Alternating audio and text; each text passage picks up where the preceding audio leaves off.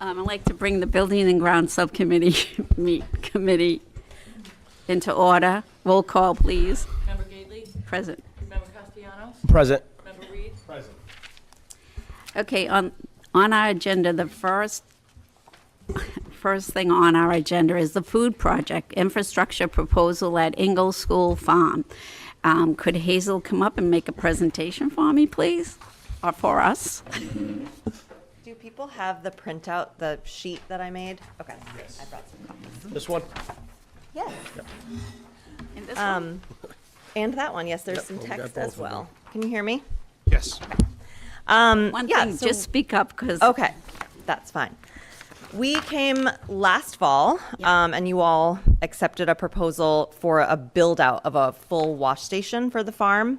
And this is an alternative to that proposal. So we have right now an existing shipping container on the site. It's just a shipping container, what you would think of when you think of that. And this proposal is to, instead of building a new structure on the site, to put another shipping container next to the one that we have. And then this is something that we need no matter what, because we have some new equipment that we're purchasing for the farm and we need somewhere to store it. And the proposal would be, number one, to lease a new shipping container. Number two, to cover both shipping containers with a roof, which would create a structure. This would be a lot less permanent. We would not have to make a foundation. I believe it's a very efficient use of space because it would allow us to wash and pack directly into the cooler that we have on site. Right now, if you can see on the map, there's two kind of what we call the farm roads in here. Right now, the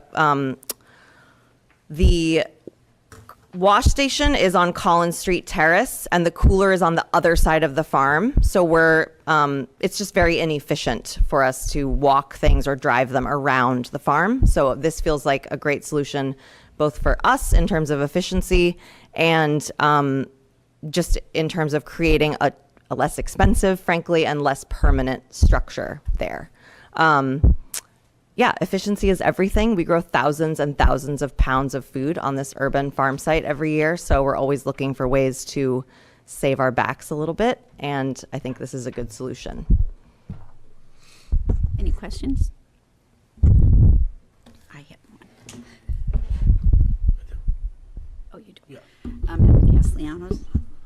Thank you for bringing this forward. I remember last year when we were the concept that you put forward.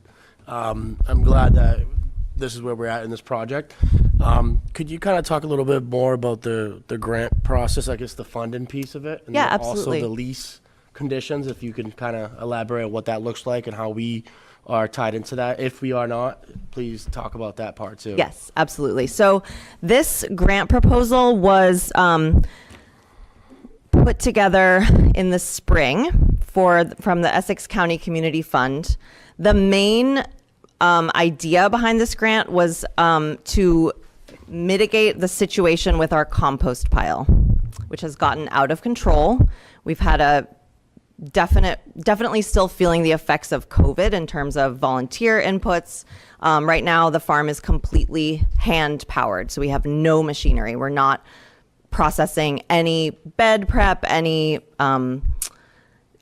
with machines. It's all by hand. So what we had on the farm up to a couple weeks ago was a compost pile that would stretch from where I'm sitting to our mare right there. It was a huge pile. It was overgrown with some invasive weeds, Japanese hops, Japanese knotweed, some noxious weeds that we really don't want to be spreading. So we had that removed. And we're also planning to purchase what's called a walk behind tractor, which this is getting kind of into the weeds, no pun intended, but it will allow us to essentially shred plant material in the field so that we don't have to ever go back to having a compost pile that is that large. We're also partnering really closely with DPW because we do a lot of work in all of the community gardens in the city as well. So we were seeing a problem where in the spring and fall, we would have just an absolutely huge influx of plant material that we couldn't really process with our current labor structure.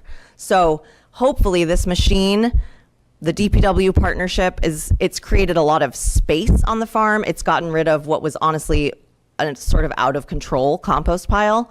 And we'll be able to have a smaller educational compost pile. Still definitely want to be teaching the young people about that process and how, plant material is stabilized and turned into compost without having a mountain. Does that answer your question? I don't know. Well, just the second part about the lease. Oh, yes, sorry. So the grant. So the big, I'm sorry, I rambled. The big point of the grant was to get that removed, right? Do some grading there and make sure that, we had completely removed that pile. Now we have space. We have a machine coming. We have a new shipping container that we want to lease. You can't buy these shipping containers. It's always a year-to-year lease. So it would just be the food project leasing from our existing, we have one already. We'll work with the same company. You can lease them year to year indefinitely, but you don't purchase them. And that funding would come from the food project? Yes, correct. Full? Yes. Okay.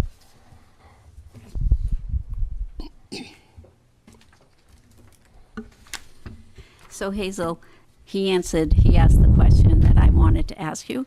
But I'm very curious about your compost. Are they, like, when I was studying bioagriculture way back in the day, we did anaerobic compost heaps. Do what we have are the anaerobics? No. So what we're doing is it's called a windrow, and basically it's the one that we had was a windrow, and it starts out as a huge pile of just raw material. Okay. Ideally, you want to have a mix of carbonous and nitrogenous material, so greens and browns. And then it is exposed to oxygen. So oxygen is a very important part of the process. It is exposed to water. Rainwater, we water it if it doesn't have enough moisture in it. And that's how the process of decomposition happens. And when I say exposed to oxygen, I literally mean one shovelful at a time, turning the pile over, the entire pile. So if you think about, again, from here to your table there, that's an incredible amount of work. So what we're trying to do is, again, working with DPW to dispose of large amounts. Like we just did a big cleanup at Tech, at Linear Park. We're bringing all of that to DPW. Have you ever thought of trying the anaerobic? Where you just cover it with soil once it's done and let it cook?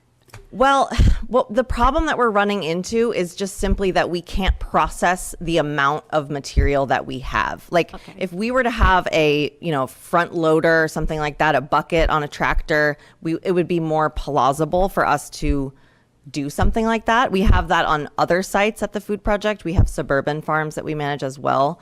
But it's not really it's not working well as part of our little operation. So what we're going to do is drastically scale back. We'll still be making compost, but it will be more of an educational tool, not as much of an end product goal. Yeah. Okay, thank you.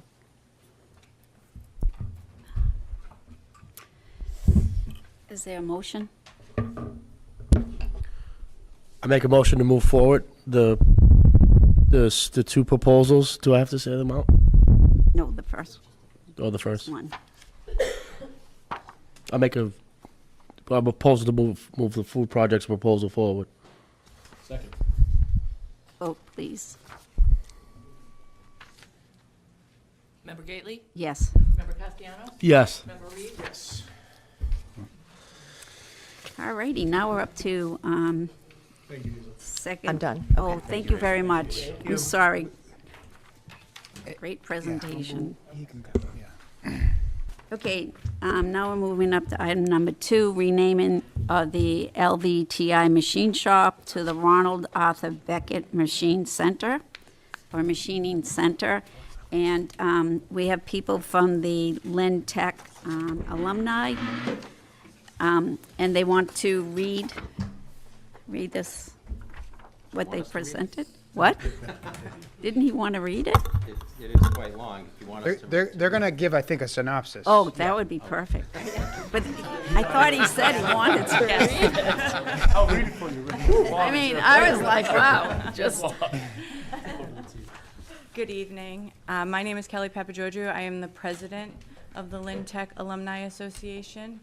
On behalf of the alumni and myself, I'd like to thank you very much for listening to us and taking this is so important to us. And I'd like to pass it over now to our treasurer, Rick Starbird. Good evening, everyone. It's great to see you all. It's great to be on this side of the table. A little more fun. And as Kelly said, thank you very much for taking this up. This is something that we've been discussing amongst our board for quite some time. We're also joined tonight by two of our board members who are here, Shannon Malaya and former LBTI Assistant Director Joe O'Hagan has joined us tonight. It was actually Joe who eloquently penned this letter. Ron was an awesome guy. Graduated Lynn Trade in 1955. Had a real passion for the machining industry. Had a real passion for Lynn Tech. And he was one of the founding members of the Lynn Tech Alumni Association. And I got to serve with Ron for over 30 years.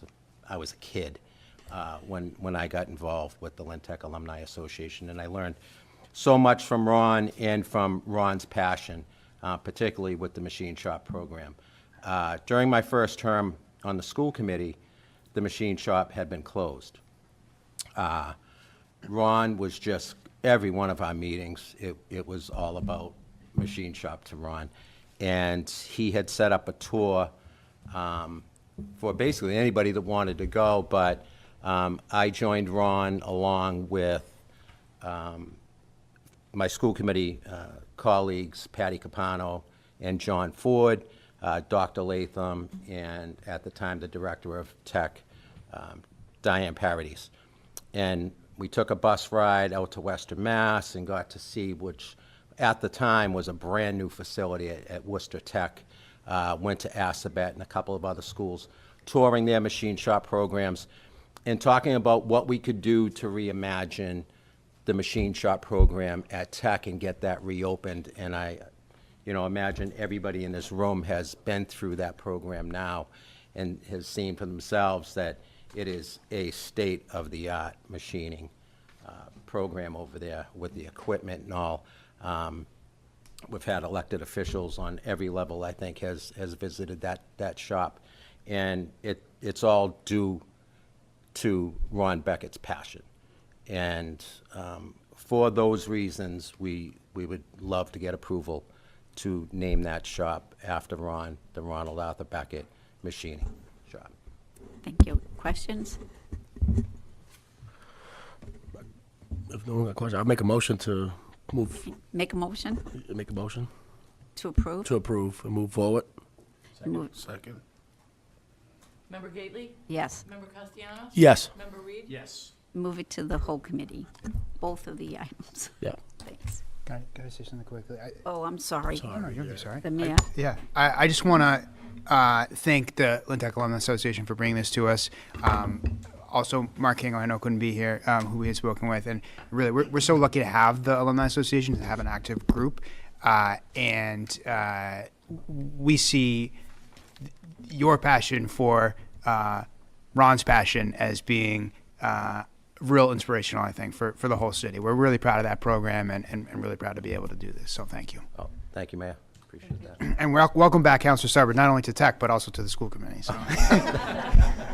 Thank you. And please feel free to join us next week for the Festival of Trees right Trees. outside. The Shameless plug. Thank you very much. We will be there. Great. We have our own Yeah, trade. yeah. We're donating Thank you it. all for donating. But I'll Thank give you. that- Goes to It does make a big difference. Thank you. Have a great night. Eric.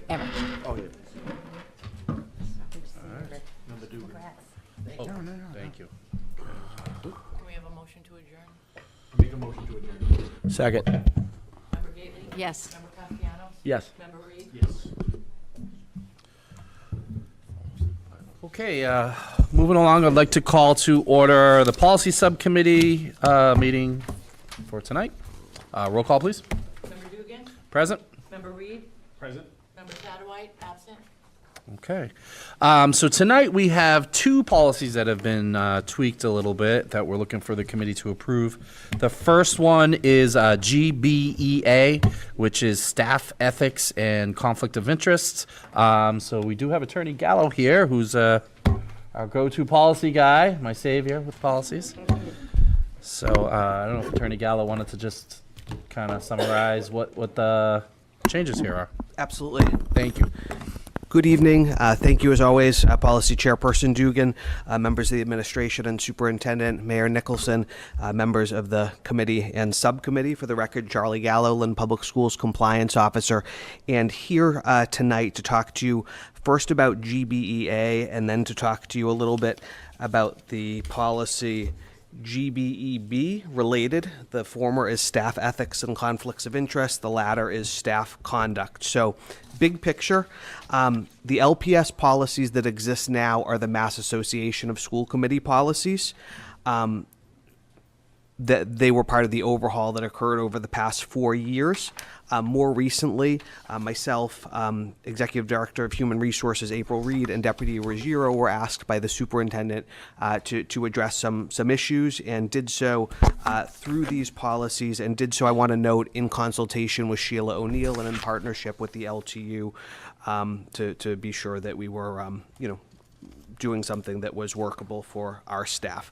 I also want to note that our approach here is to tweak some existing policies, not to add new policies. We're aware and cognizant we started with 400 policies prior to that overhaul. I don't want to go back to that. I know that we had policies that conflicted with each other. I don't want to go back to that. So the approach tonight is one of tweaks. So that's the big picture. Getting down to the nitty-gritty on the two policies. GBEA is staff ethics, conflicts of interest. You have what's on your screen here in your packet. And what we've done is a couple of things. There was a shortcoming, I would say, in the Mass Association of School Committees model policy. We talked in the MASC policy about supervision and evaluation of employees, but not specifically hiring and promotion. So we've added those two words, as you can see in red, and then we've included specifically language from the conflict of interest statute, which is, I'll just throw on your screen so you can see it, hopefully.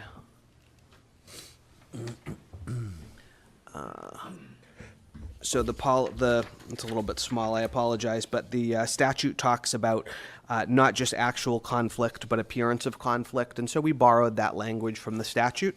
And we also looked at a couple of neighboring districts. One in particular was Salem, which is also on your screen, and Salem talks, as we're wanting to do here, not just about supervision and evaluation, but also hiring and promotion.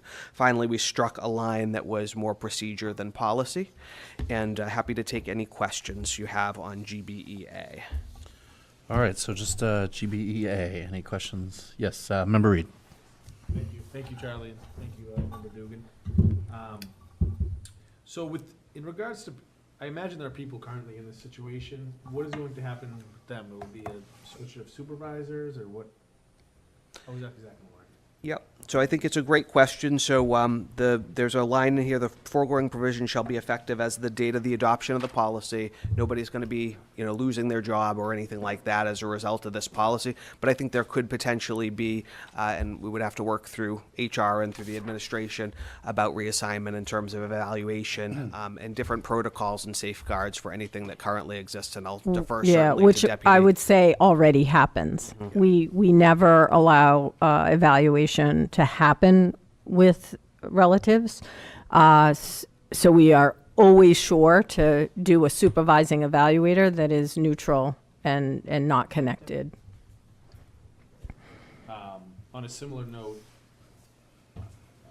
I guess how do we track this? Is it just when it comes to us, or is there some type of disclosure or something? How do we go about? People have different last names and other. Yeah, the actual application for a position asks the question, Yeah. are you related to anyone in LPS, and if so, whom? So moving forward, but current, I guess is it just sort of we hear of it, or? Well, applicants need to disclose Yeah. that if they're related to a particular employee, and how are they related. The issue is not being related. The issue is, again, being hired evaluated or supervised by a direct family member. Sure. And just a technical question, I guess, so is it, I guess, like, would a department head and a teacher in the department constitute that? Is that a different, So- could they do evaluation? Yes, Yeah. department heads do supervise and evaluate, and so yes, that would impact that. A department head could not supervise a relative. Principal could not supervise a relative. Vice principal, program specialist. Any administrator who does supervision and evaluation cannot supervise anyone that they're related to. Great.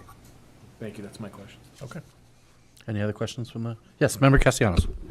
Just some clarification around, so with this change, so any hiring panel or promotional, like, step forward, are we gonna vet that process? I guess, are we gonna, because because they're already in the system already as a promotion, are we gonna have another, I guess, like a check, like a scrape through to see? So even with a promotion, they have to apply.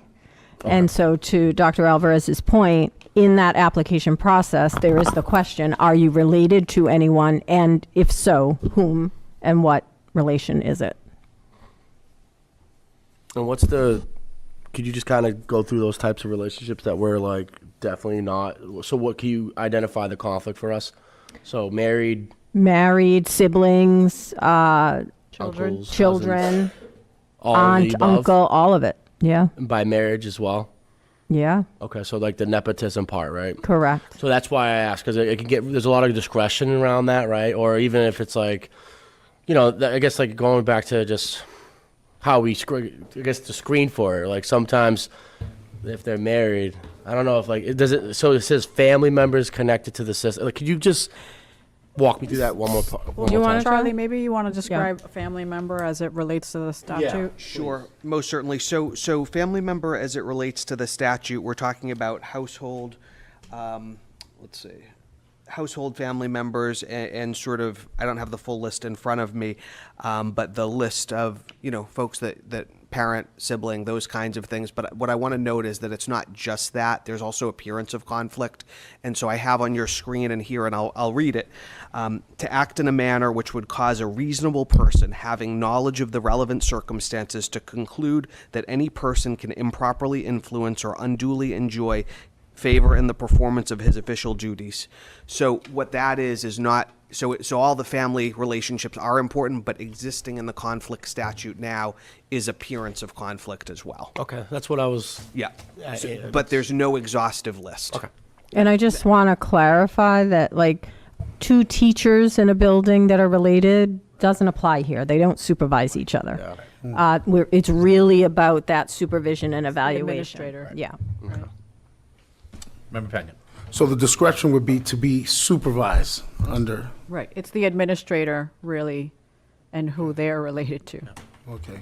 So, I mean, would it be a conflict? Let's say if there's a marriage and then they're not directly supervised by Right, it's not a conflict. it wouldn't, Right, 'cause this they're doesn't affect them. Right, they're reporting to a different evaluative supervisor or a supervisor that can either hire, promote, and there's also embedded in this, right? If you're a supervisor, you can also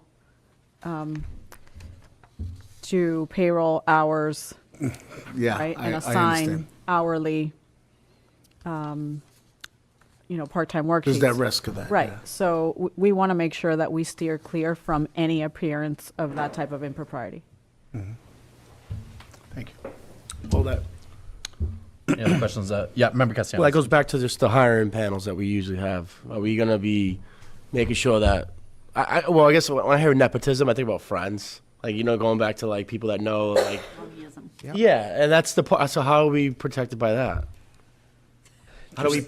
Just thinking out loud, if this were to be adopted, our next step is always to get into sort of procedure. And this is not going to be some big drawn out procedure, but just thinking out loud, I'm guessing that maybe there's something that's said at interview committees, to set the stage that, there's no sort of relationship or appearance of conflict. Maybe we start our interview committees moving forward with that kind of a statement, just thinking out loud. For the record, I want to say thank you to the policy committee and also Attorney Gallo and your team. Lots of work has been put forward to update our policies all around. Took a lot of years to get to where we are. So I just want to just publicly thank all of you guys for that work and the district. A lot of work. And Mayor Nicholson. I think he's 8 years ago he started. He started. Finally. All right. Oh, we go back. Wow. I'll make a motion Thank to you. move updated policy GBEA to the committee of the whole. Second. Roll call, please. Member Dugan? Yes. Member Reed? Yes. Member Satterwhite? Absent. All right. And then our second policy that Attorney Gallo has referenced also as well is GBEB, which is staff conduct. So again, this is just some tweaks. It's not adding new policies, but if Attorney Gallo, you want to Thank you, Chairperson. elaborate a Dugan. bit. Absolutely. So GBEB is the staff conduct policy, and what we were thinking about is not just sort of the things that are prohibited within the existing staff conduct policy, but also to be thinking about student civil rights, to be thinking about socioeconomic factors, cultural backgrounds, those kinds of things, and to ensure that nobody, no student is sort of harmed, disparaged, otherwise disrespected on those bases. And so what we did was we took GBEB and we just added some bullet points, as you can see. Bullet point A already existed within the existing GBEB, so that's not a change. We just turned it into a bullet point, and then we expanded. B, C, and D are prohibitions that already exist in Massachusetts law under Chapter 71, so that already exists.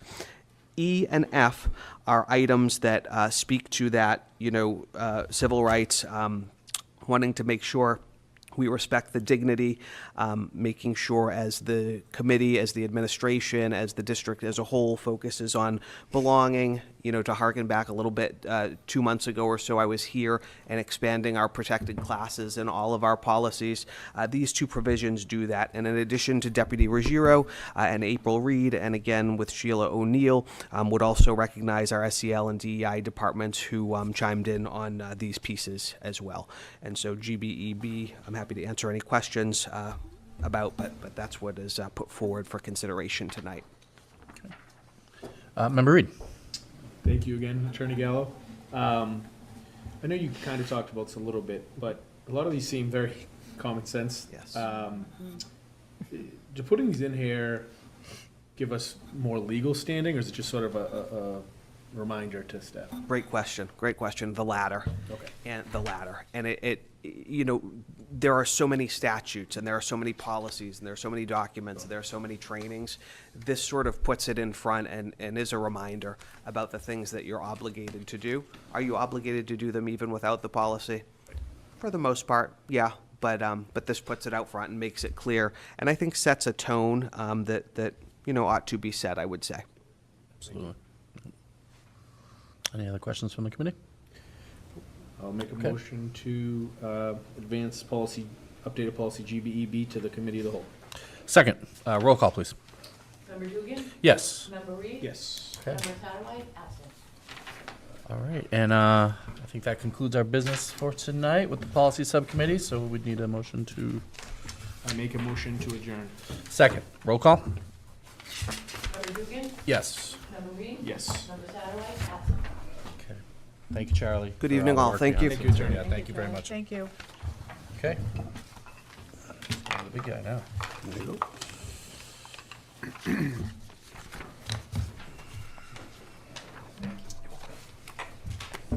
All right, so we will move into open mic. The open mic session is designed to provide an opportunity for citizens to express their views on matters of concern to the school committee. The sessions are not designed to encourage debate or lengthy exchange of views, but are to have the committee understand numerous points of view. The committee would appreciate speakers keeping their presentation to 3 minutes in order to accommodate as many people as time permits. The chair reserves the right to limit the number of speakers on the same topic to 3. All speakers must be at least 18 years of age or enrolled in high school in the Lynn Public Schools District and having discussed their views with a student government representative. The chair reserves the right to rule a speaker out of order if they feel that the speaker's comments are personal in nature. If a speaker's comments are directed at a school committee member or a member of school administration in attendance, that member through the chair may address that individual. Anyone here for open mic? Anyone wishing to speak at open mic? Last call for open mic.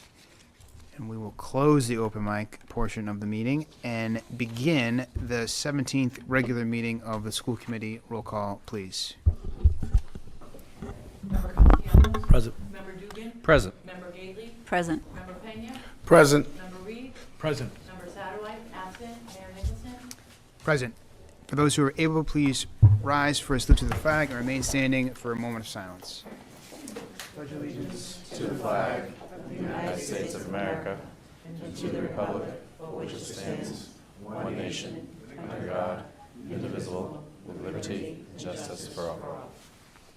remain standing for a moment of silence in memory of Agnes Ricco, former teacher who passed away October 31st, 2024.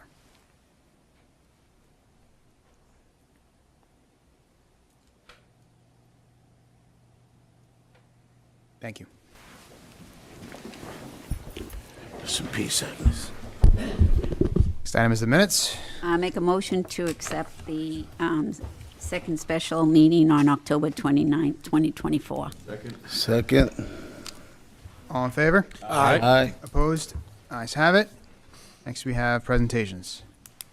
Thank you. So our first presentation this evening is our student results from our school climate survey, and Dr. Jennifer Shorter will come up and present on the climate survey. You just have to plug in.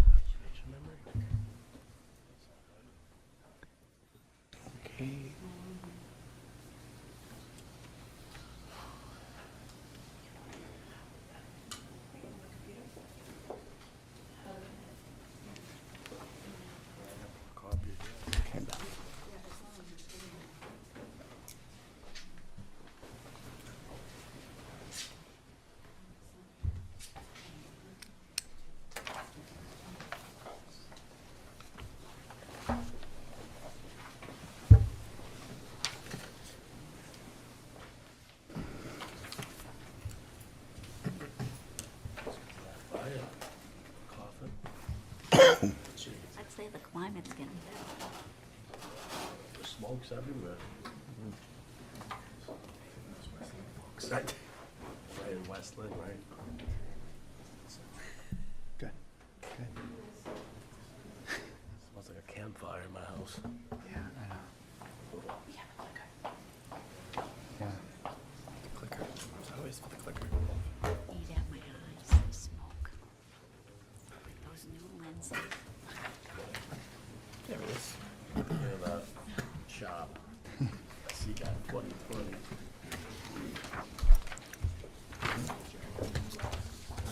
Good evening, everyone. Good evening. Good evening. Thank you so much for your time. Let's make sure this works.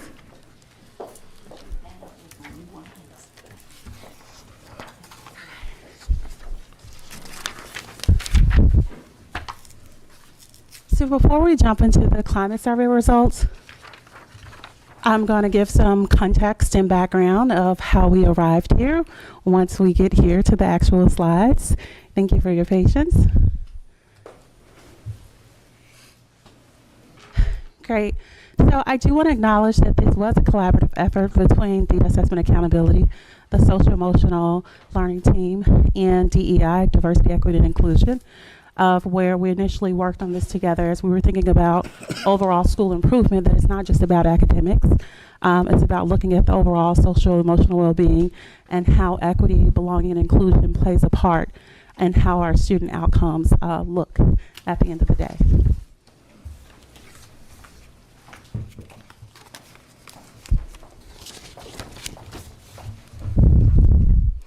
And so hopefully at the end of this presentation, you'll have an outline of the 3-year roadmap of where we are and where we plan to go with this work. Analyze and share the initial findings from our first administration of the Student Climate Survey, and then define next steps and somewhat of an engagement strategy as well. So again, really thinking about how we're elevating the stakeholder voice, more of a 3-year roadmap, while we're focused tonight on the Student Climate Survey, thinking about other stakeholder voices as well as we shape this vision for improving inclusion and belonging, which ties back to our strategic plan and also our district prioritization. So when we think about inclusive engagement, it's more of a collaborative approach. While yes, students are who we serve, we also think about the staff, families, and caregivers as well.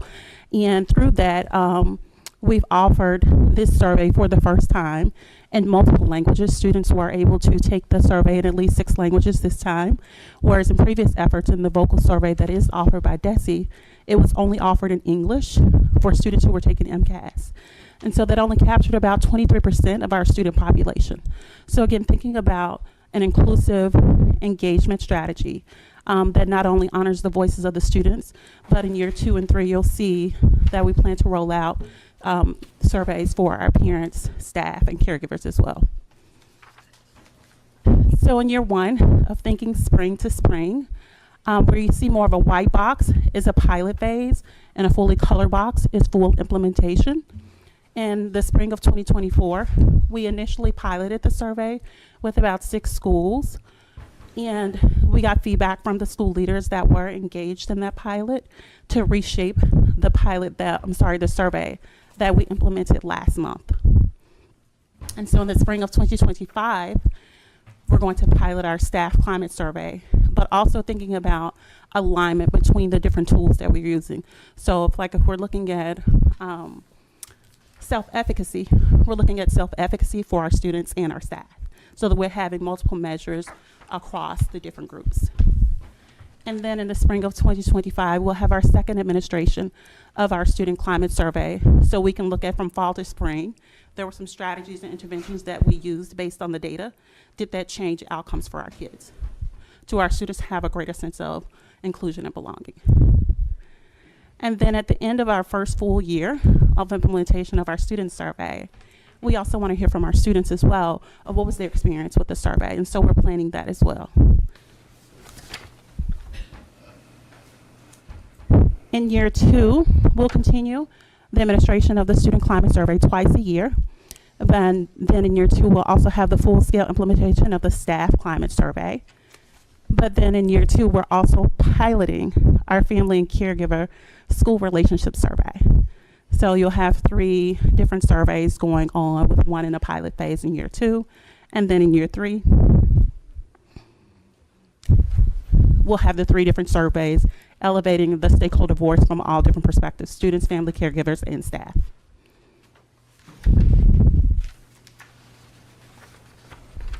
So now into the Student Climate Survey results from our first full administration in fall of 2024, which actually took place last month. So just a reflection on the last 4 years, you'll see that in previous years, dating back actually prior to 2021, we had the DESE Vocal Survey, which again was only offered in English, knowing that we have a growing multilingual student population, of how exclusive that was. Some of our students were not included. And again, you can see that captures about 4,000 students in the district, when we're now a district about the size of 17,000 students. On the second row, you'll see in 2023-24, where we piloted, the pilot was a much smaller number, again, because it was only 6 schools for schools grades 3 through 8. But this year in our first full administration, we've captured close to 10,000 students. with all schools for students in grades 3 through 12, available in 6 languages.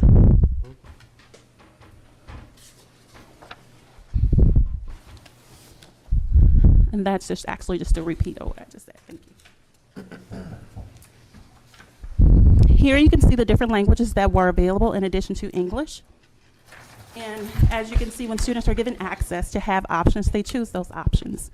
And so the students had the choice to select their language at the beginning of the survey. And about 13% of our students chose a language other than English to complete the survey.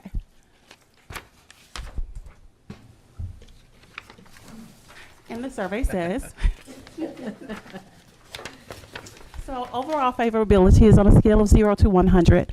And so when you look at all the different categories that we surveyed the students on, we had about a 70% favorability overall. You can see circled in green is where our students scored us the highest as a district when it comes to the climate survey, which was diversity and inclusion and self-management. And on the next slide, I'm going to look at those. And the 2 lowest areas or opportunities for growth were school belonging and school engagement. This looks really small here. So what is diversity and inclusion measure? I do want to note that this was only for secondary students. There were some categories that were relegated just for secondary students, where some of the questions when we talked about it, we reflected with school leaders, CEL and DEI team, that some of these things may have been a bit complex. So there were some things like grit that was more suited for a secondary student, but not necessarily a 3rd grade student. So this is one of those categories where it was only for secondary students. And you can see within diversity and inclusion overall, it was a glow. But particularly, students said, how often do you have classes with students from different race, ethnic, or cultural backgrounds? And this is where they rated the highest at 84% favorability. Next slide. And so when you look at some of the questions that were asked on self-management, where the students rated the highest, of how often do you follow directions in class, where the students rated at a favorability of 82%. And so I just wanted to give you some kind of idea of when we're talking about the glows and grows, what do those questions actually look like that the students responded to.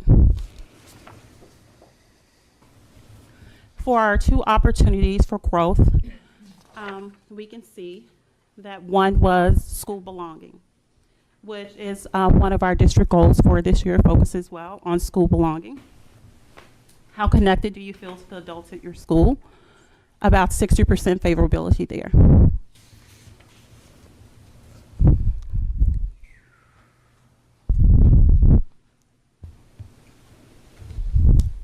And the other area, opportunity for growth, was what is in school, what does school engagement actually measure? There were 2 here I notated that were actually the lowest. One was of how excited are you about going to your classes, where it was 58%. And so these were 2 areas, I think, in the survey overall that fell below the 60% mark, which is why I denoted 2 areas. And when you're not in school, how often do you talk about ideas from your classes? Where the students rated that at 52%. So looking at the data by different student groups, I want to understand how different students are experiencing school. There aren't many differences across the different groups.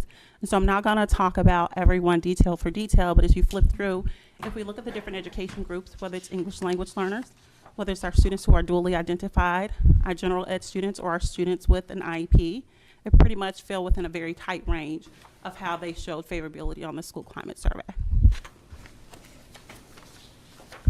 We also saw a similar trend for our students based on gender. There was no significant difference based on gender. When you look at race as well, race and ethnicity, there was not a large spread. Again, no significant differences based on race. Now, thinking about coming out of the results a little bit and thinking about why it matters, this comes from the U.S. Department of Education, Safe and Supportive Schools. Again, of like, why are we looking at school climate from the student's perspective? As we think about the engagement, safety, and environment and how important that is for students to be able to make the academic gains that we know that they're capable of, that these are the different constructs that we also need to look at in addition to the instruction.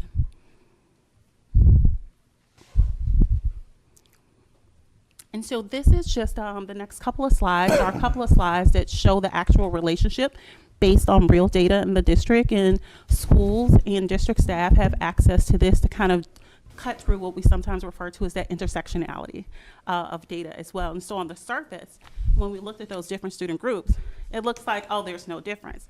But once you start slicing through, you'll see there are some subtle differences that allow us to make more targeted interventions and provide supports to specific student groups. So when you look at this slide here, we're looking at our 9th grade students. And you look at the circled section, which shows the student growth percentile on the MCAS, you'll see that higher students who rated school engagement higher also had higher growth scores. And so that's that line going from a slight incline across. When students have higher student engagement, they're more likely to grow in their academics. And this is based on our students' actual data. When you look at our 6th grade multilingual learner students, those who rated their school belonging higher also had higher growth scores. And so again, thinking about the different strategies, this is where social emotional learning and DEI pick more of the work up. Now that we know what the data says and what it looks like, we can have more targeted interventions. And then just one more example for our 7th grade multilingual learner students who rate their emotional regulation skills higher tend to achieve better growth scores in math. And thinking about 7th grade multilingual learners in math is part of our district prioritization plan. And so being able to look at that, this one actually showed a stark difference of almost double the growth for students that rated their emotional regulation skills higher. So how does this data inform our next steps? Again, it allows us to identify areas for improvement in thinking about 7th grade multilingual learners and how we better support their outcomes in math, not just on an MCAS, but over time in the everyday classroom. It guides targeted interventions as well, and ensuring a more supportive and responsive environment to what our students' real needs are as opposed to a broad silver bullet approach. And then it also allows us to monitor progress over time. So we've taken this survey in the fall. We have months to make improvements, develop strategies, change it up, take this survey again in the spring, and determine, did our strategies work? How do we need to shift again for the upcoming school year? Or which specific groups did this strategy actually work for? And so again, just taking it out to the bigger picture, how does the school climate survey fit into the bigger picture? Particularly strategic priority 4 within our district strategic plan is focused on inclusion and belonging. And we saw that belonging is one of those opportunities for us to grow as a district as we think about the overall success of our students. And that is all I have for you today. Any questions? Member Dugan, Member Reed. First of all, thank you for the presentation. I really appreciate the fact that, I'm not on the mic, sorry, that we are, finding out how our students feel, and, if students aren't feeling good at school and safe, they're just not going to perform well, as you presented with your data, and from my own professional experience, I know that as well. So it's about a little more than half the kids responded. That was starting at grade 3, that number, or was that just Grades 3 through 12. Okay. Grades 3 through 12. So it was a little more than half. So what's the strategy which is good, and it's an improvement, a huge improvement from the previous year, but what's the strategy to kind of get that number up moving forward? And so one, I think in the first year of really understanding again from the student's perspective of like how was their experience before we think about expanding it, and hearing back from a broader group of school leaders and staff around how they were able to use the data before we scale it up. But and one of the challenges personally I've experienced in another district and rolling it down to other grade levels is what's socially, emotionally, developmentally appropriate from that perspective. And I can give like an explicit example of a survey that we just rolled down to the K2. Where the kindergarten students answered starkly different from the upper grades. And so the question was, does your teacher push you? High school students are, yeah, but the kindergarten kids were like, no, my teacher. So you saw these starkly different. So it's about also, what do we learn from what we've already done, and taking the time to develop something that really measures what we intended to measure. Right. So focusing right now on getting this right, making sure it measures what we needed to measure before we scale up. But definitely putting some thought into how do we measure the perceptions of our younger kids. Right. The other question I had was, so our I don't have the exact number, I'm sorry, but connected to adults was a little bit lower than I would have liked to have seen. So is there any thought of maybe adding questions about extracurricular activities, sports? Because, you know, I remember being a child growing up. Those were always adults I could go to. Would that maybe boost that number? What are your thoughts on that? I think an additional next step as we think about that particular question of connected to adults is one, looking at those different groups, seeing if there are differences by grade levels. I can imagine that elementary students feel different from the secondary students, but also potentially some focus groups of actually talking to the students. And I know that Bobby does some of their work and working with affinity groups and talking to student groups a lot, but thinking about how do we learn more about what they said. And I think that focus groups is one of those ways, and digging into the data, disaggregating by grade level, different groups, intersectionality. When we say intersectionality, that could be our multilingual learner males in elementary school. That's 3 different ways to cut and look at the data as opposed to just saying our male students. Right. Okay. Member Dugan, I do want to add that when you say connected to adults, there are 2 initiatives really that we want to look at. One is around athletics, which I know we have an upcoming meeting to discuss. Forward to it. Some particulars regarding that and how we've done, some homework and research around what are our challenges, right, in our sports programs, and how do we move forward, removing some of the barriers that we currently face, and also what we've learned. We want to share that with you so that we can start formulating a plan with our athletic directors and our coaches. And then the other is really in the arts, right? We know that students connect with each other and with adults through various forms of art, and we do need to expand our arts programming. So those are 2 things that we are looking forward to developing out in the spring. But certainly what Dr. Shorter is also sharing is that, getting feedback from teachers and leaders around this, right, is going to shape the plan and the implementation of whatever it is we do next. Right. I think what you're mentioning too is a lot with pride in the schools. I was really happy to see some of the numbers, just overall pride in the schools, but when kids have something to latch onto after school as well, it's going to improve those numbers. Absolutely. I think too. So thank you. I appreciate that. We had Member Reed and then Member Pena. A few questions. Thank you, Dr. Shorter. That's a lot of good insights here. My first question is, so is this data, are these the identified areas like the highs and lows, or is there additional analysis to identify? If you go back to the slide with the circles and green at the top and circles here, those are all the different areas that were measured on the survey.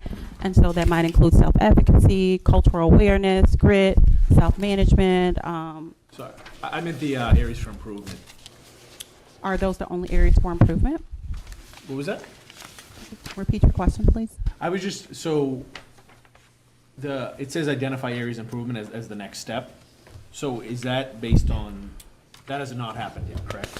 No, because we actually just closed the survey. Actually, the first closing date was October 17th. Okay. And some schools, our largest schools, continue to survey until the end of the month. So this data is very fresh. Gotcha. Schools So receive some guidance on how to reflect on it. It's been less than 30 days. Gotcha. And so we're still unpacking the data. Great.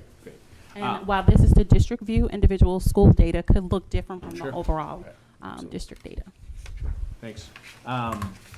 Just a couple other questions. The first one's kind of a silly question. So on the test design, do they rank it by percentage how they fail, or is it a number scale, or how is it given?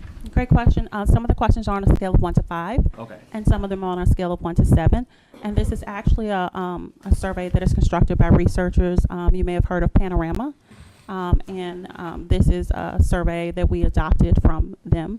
Again, thinking about one of the first pieces of feedback, that the survey is pretty lengthy, as it is this time around. And so of looking even at our responses and seeing where there may have been redundancy as well. There were some open-ended questions that we're still working on the analysis, where students did have the opportunity to provide responses to questions like, if I were principal for a day, what would you do differently? Or what are 2 things that your school should keep doing that they're doing well? What are 2 things that students could do differently to ensure that the school is safe. So it switches that ownership from like the student as well, but also like if you were an adult, as opposed to what could the adults at your school do differently. Sorry, I'm just confused. So what does this number mean, for example? 70% favorability. Yeah, so that's people who, number of students who put over a certain threshold? Over a certain threshold, Okay. and it can vary by question depending on the question. Like some of the questions are on a scale of 1 to 5, and so favorability Gotcha. could be 3, 4, Great. and 5. Yeah. Whereas on a scale of 1 to 7, favorability is 5, 6, 7. Gotcha. Thank you. That's all I got. Everybody. Thank you for the presentation.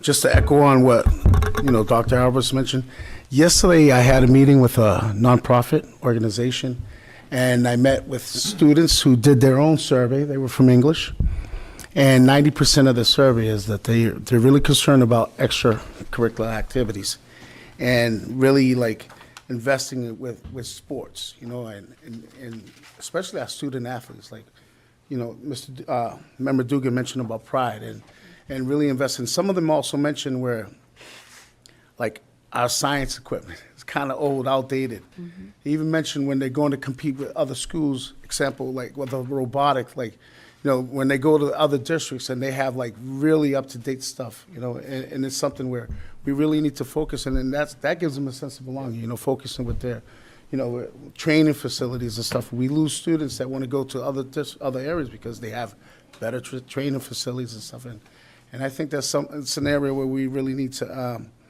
well, you mentioned we're working on, we identify that, but they really identify that on extracurricular activities, and we really need to focus, and it'll be part of helping students belong, and Absolutely.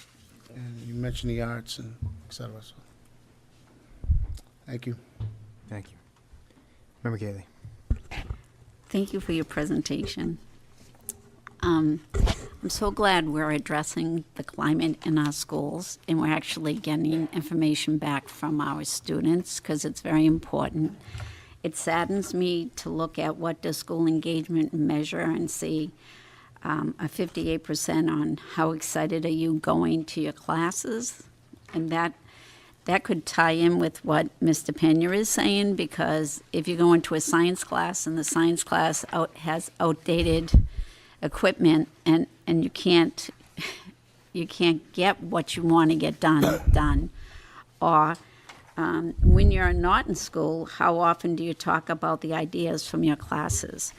That's another issue that I think is 52%, and it's like if you're excited about your classes, when you walk outside, sometimes you talk about them. I know I've been talked about in the past by students. I know I have, but not in a negative. So I want to make sure you understand that. I mean, when I made ice cream in the classroom, they loved that, and they were running to my class. So it's just that it's an equipment. We may need to address that. I love this because we're going to get feedback in the spring of how we do. Will you come back in the spring Yes. and tell us how, if these increased? That's the plan. To come back and share the outcome. Oh, I know, but I That's want to the make plan. sure. To present the, Someone may have other plans. this is where we started. The teamwork. I want to see improvement. I'm like all excited that they're going to be able to express themselves on a regular basis and know that what they're saying, the input is important and that they're being heard. And that, I think, is the most important thing. And I think that we're going to go places with our student involvement and our student gains and how they feel like they belong. Because it saddens me to see that a lot of students do not feel like they belong or belong in their building. That saddens me. And I also want to call out while you're on this page too about school engagement, that those questions were specifically about in your classes. And so, yes, we're talking about the extracurricular activities, but these questions were very targeted to about in your classes. And so, and to Mr. Pena's point of thinking about, the equipment and the different ways that we engage students in the classroom, as well, is really where these questions focus is in that in-class time. Thank you. Thank you. Member Pena, Member Reed. I forgot to add, one of the things that they did mention was having access to, like, only certain schools would have certain things, and they weren't being able to access those extra curricular activities from other schools, and not being equitable across the district, you know, so.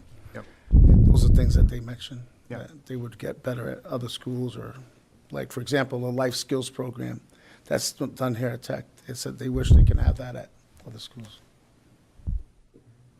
Okay. Thank you. Yep, thank you, Member Pena. Member Reed.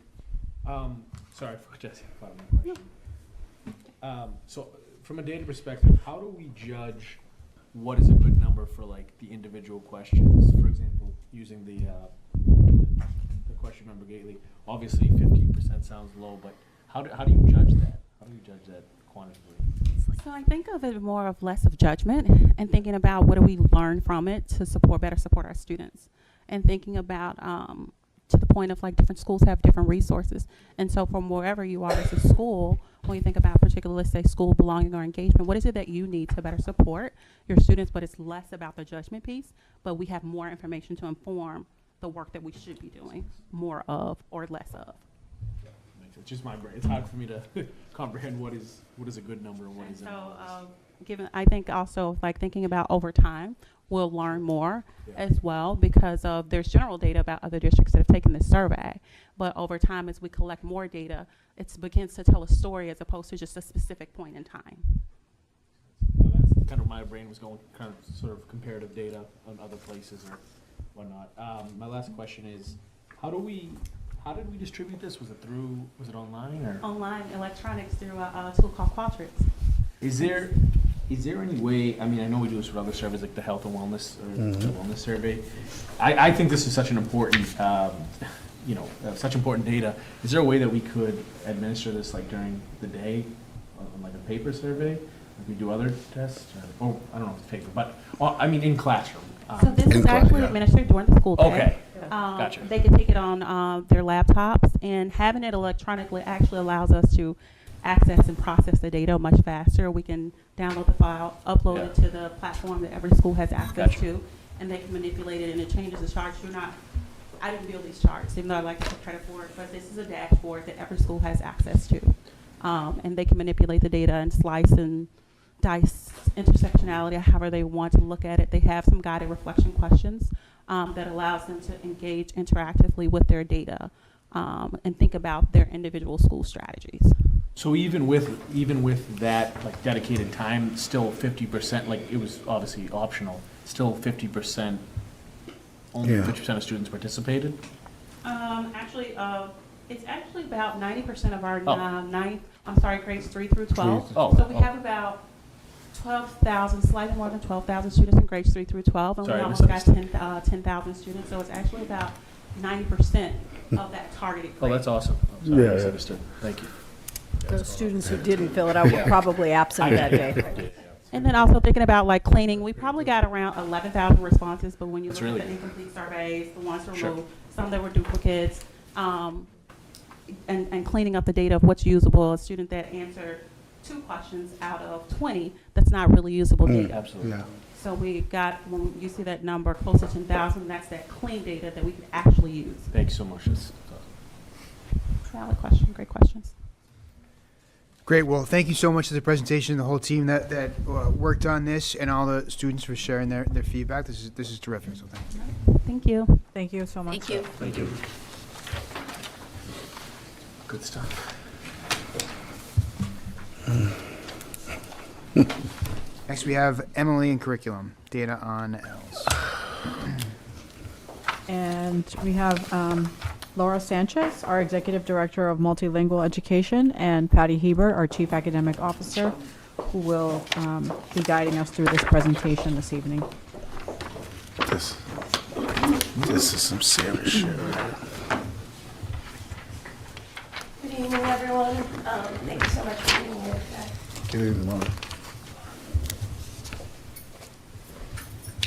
So, the multilingual learner population in Lynn is the fastest growing population, pre-K to 12. Lynn Public Schools, our multilingual learners represent over 55 different countries and over 30 different languages. if you could see in the graph, Spanish is the predominant language that our multilingual learners speak.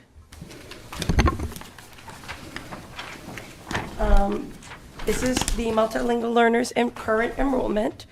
If you can see, we are at 7,652. This has actually increased. Last year, we had about 486 more of enrollment this year. If you look at the duly identified multilingual learners, we are at about, today, 20%, about 1,500 students that are on an IEP, and we have about 210 students that are on a 504, which is equal to 3%.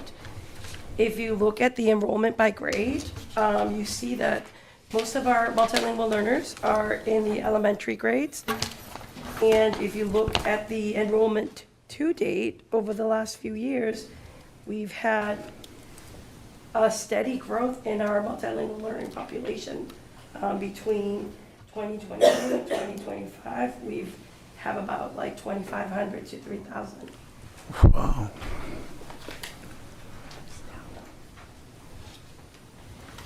We're going to get into our access data for school year 24. Last year, 7,166 students were tested in the access data. If you look at some of these numbers, we had about 9% of our students make attainments. That means they failed out of the access, they're proficient in English. The overall average for the district was 2.79. In order for our students to make attainment, you need to score a 4.2 overall and a 3.9 in literacy.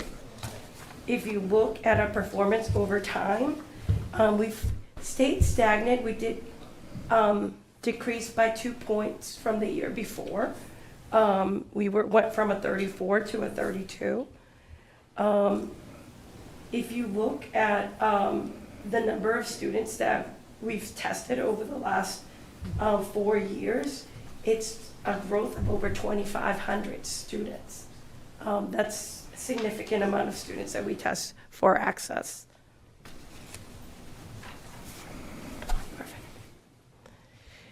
Here is our elevation data. Right now, elevation says that we have 7,867 multilingual learners enrolled. We have, in the 2024 access testing, we have about 3,000 students that did not make progress in the access test from the year before. An important number to look at is our level 1 and 2 proficiency students equals to about 4,600 students. And out of the 4,600, 1,700 are not making progress. And this is even over a year's time. The FEL population are the students that we monitor over 4 years. Once they make attainment, we monitor their progress over all of the schools that they're in.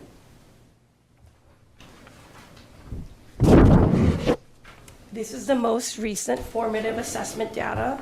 This is for this school year. iReady Math in grades 1 through 8. If you look at this, the first graph, you have students that are not English language learners and students that are English language learners. And if you look at the number of students that were tested, it's kind of the same.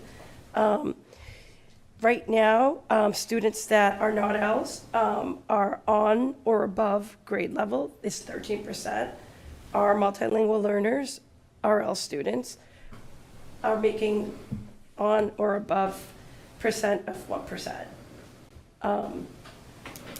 For iReady ELA, grades 4 through 8, if you look at that chart again, you see the number of students that were tested, and you see how not ELs are performing versus our English language learners. The most recent formative assessment data, if you look at our M-class DIBELS in grades K to 3, you are able to see that our non-Ls are performing a little better than our multilingual learners. Our multilingual learners are double of the percentage of them are not making progress. It is important to note that currently they are being tested in English, so that could impact a little of the scores. Our multilingual department consists of, in elementary schools, we have 79 English language development teachers, ELD teachers. 32 of them are on waivers. In the secondary schools, we have 32 teachers and 9 of them are on waivers. In dual language, we have 22 teachers and 7 of them are on waivers. We have 2 ELD coaches, 3 SEI coaches, and 2 ESL coaches. We do have some open positions within the schools. We have 13 ELD positions and ESL positions open, which we have had some progress since the last school year. We can go into the next page. I want to talk a little bit about the partnerships that we have recently made over the last year.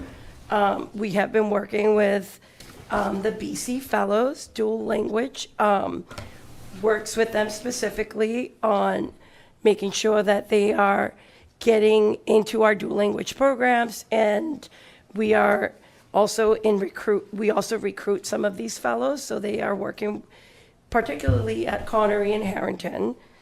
We have made a partnership with Salem State University. We have a cohort with Salem State where our unlicensed teachers have 5 classes that they take that are paid for through a grant, and they also support teachers with licensure. So right now, a majority of our waiver teachers are participating in this cohort. The next cohort starts in the spring. And we have also been partnering up with TNTP through DESE, which is helping with our math, 7th grade math program. And we've been partnering with Support Ed. Deputy Gores has been leading the charge in making sure that we are creating some cohesion in the secondary levels so that we are aligning a lot of the interventions that we're providing for our Ls. These are the current programs that we have. Our current programs in elementary school are kindergarten through grade 5. They are taught through a sheltered English immersion. We call it SEI. Students are receiving sheltered content by an SEI-endorsed classroom teacher. And in the secondary schools, grades 6 through 12, same concept, sheltered English immersion program. They are receiving content instruction through an SEI-endorsed teacher. In high school and secondary schools, we have a little bit of a difference. Our level 1 and 2 multilingual learners in the first 2 years of the U.S. schools, including those with limited formal schooling, may be placed in targeted grade level classrooms alongside their early proficient multilingual learners. It is important to note that there are 2 parts to educating our multilingual learners. We have the language development piece, and we also have their ability to access our curriculum. Within our multilingual learning department, we have the dual language programs. Our dual language programs are at Connery and Harrington. We have about 429 students. At Connery, we offer dual language from kindergarten to 2nd grade. There are 6 classrooms there. They are the one-way immersion program. 100% of the students are being taught in the same language group. And the one at Harrington School, from pre-K to grade 4, they're the 2-way immersion program. 50% are from one language group and 50% of them are English language learners.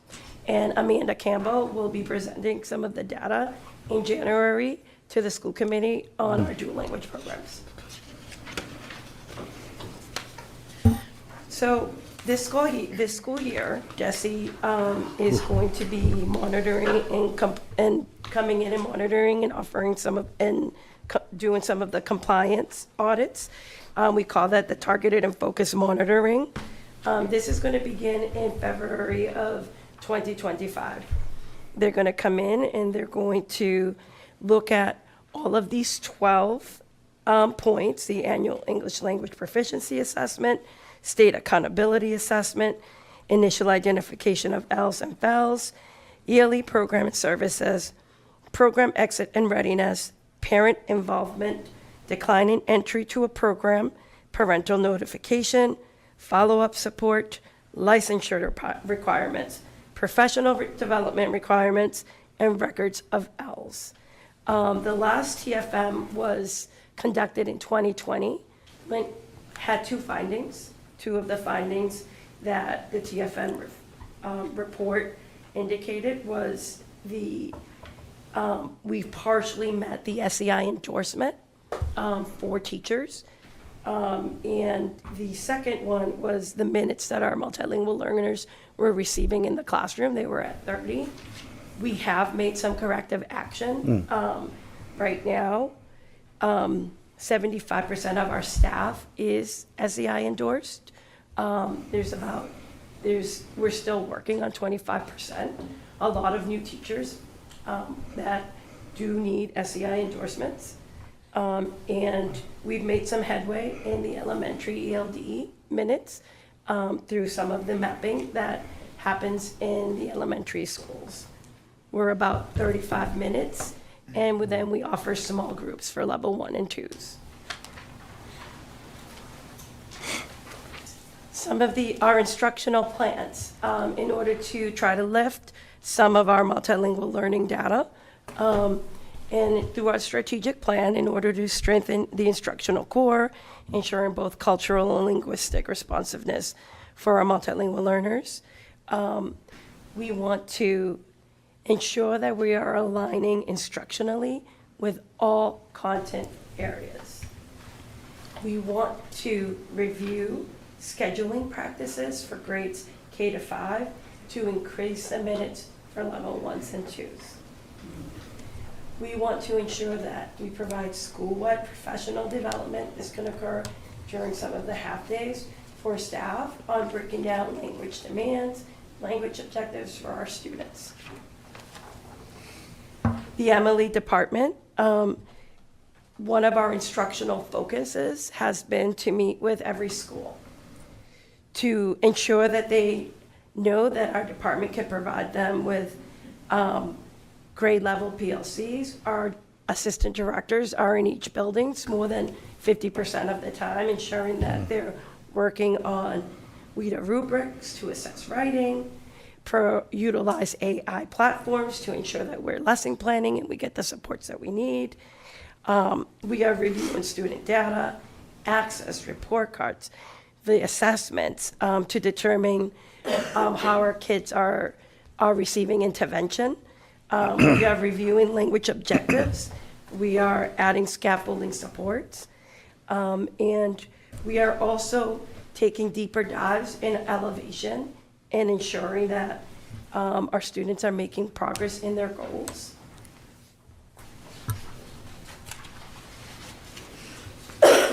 More interventions that we have is this year. I'm excited to announce that in the secondary schools, we purchased flashlight learning systems.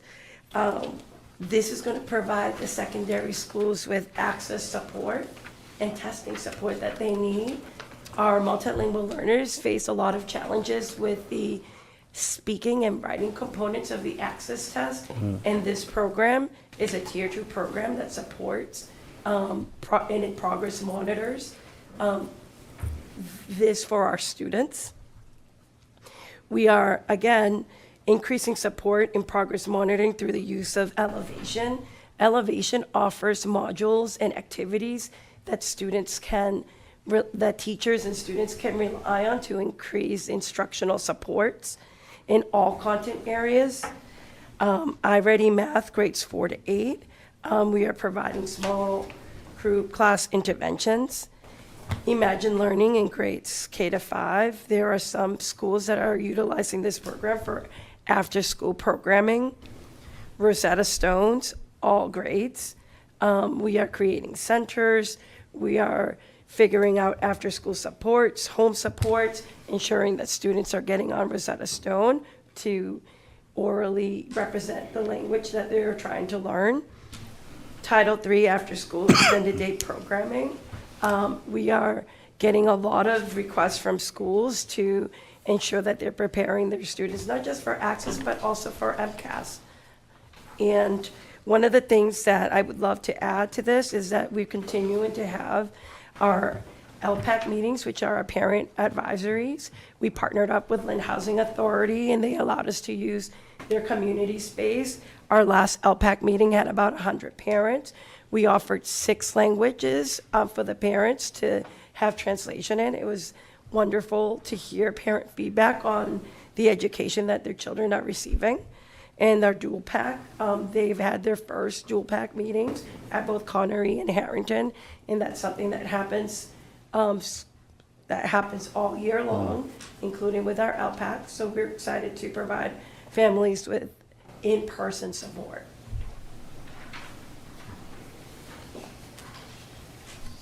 So,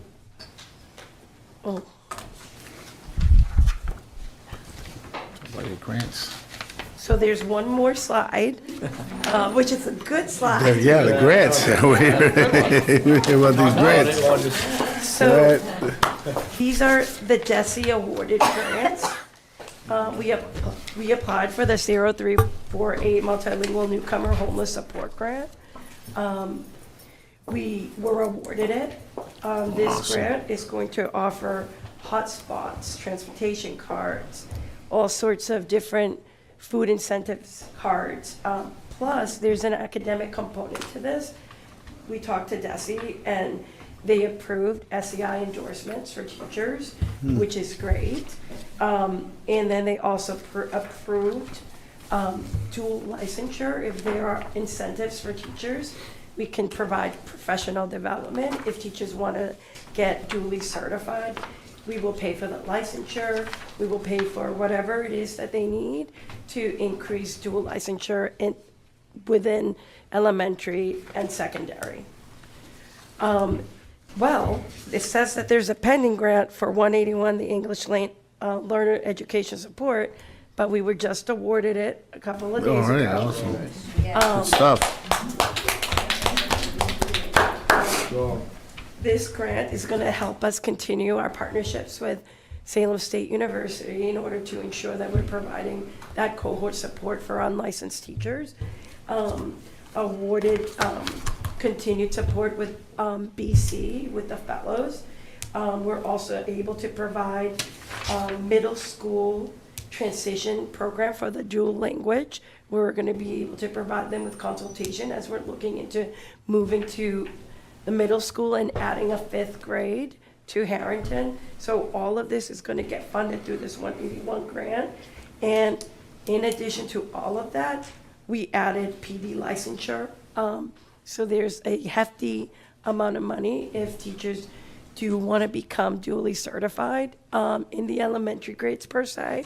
We can talk to whoever the powers are to help support, incentivize this, because it's necessary. And recruitment, there is some funding in order for us to kind of branch out and bring in some licensed staff to teach at Lynn Public Schools, and I'm excited about the recruitment opportunities that we're going to increase. That last grant is proficiency-based outcomes in languages. If we do get that grant, it's going to help us expand the world language program. That means like we might be able to, in time, plan on offering other languages other than Spanish in the secondary school levels, and or even expand electives in like the 5th grade for bilingualism or trilingualism. So we're really excited about that. Haley, Pena, Reed. You knew I would be asking you questions. Somebody's been working very, very hard since September. Isn't that when you came in, or was it June, July? August, since August. Kudos on getting the grants. I just want to ask you a question. I know that prior to coming to Lynn, you were in Revere, and you were using that flashlight learning for secondary access, and you would, I think it was like a pilot at one of the schools that you were in? So we were using Flashlight 360. It wasn't a pilot anymore. What we did was we started it with secondary. Yeah. We were able to see 40% of our multilingual learners in the first year make gains in their proficiency levels and the making attainment for access. So the second year of it, we were able to implement it not just in the secondary. We were working on implementing it in the elementary levels because we saw that how it was supporting student writing and how it was supporting the speaking component, which is the harder part. It's the hardest part of the test. And it's a really successful program that's being used in many districts like Chelsea, Revere, Lawrence, Watertown. There's like a ton more in Massachusetts. But the vendors are actually stationing in Massachusetts now because it's become a very widely used around the state. So you definitely saw an increase in the access scores in Revere using this program, and Yes. it's hopeful that we'll see that in Lynn? Yes, so we just purchased that. We're hoping to have the first benchmark in 2 weeks. So it starts in the secondary schools with the level 1s and 2s, some 3s. We're hoping to have the first benchmark for students and then get them on the program until like at least a whole month before they take the access. It's definitely going to make a difference. I can't wait to hear that difference. There was something else I wanted to ask you. I just got to get to the page. Where was it?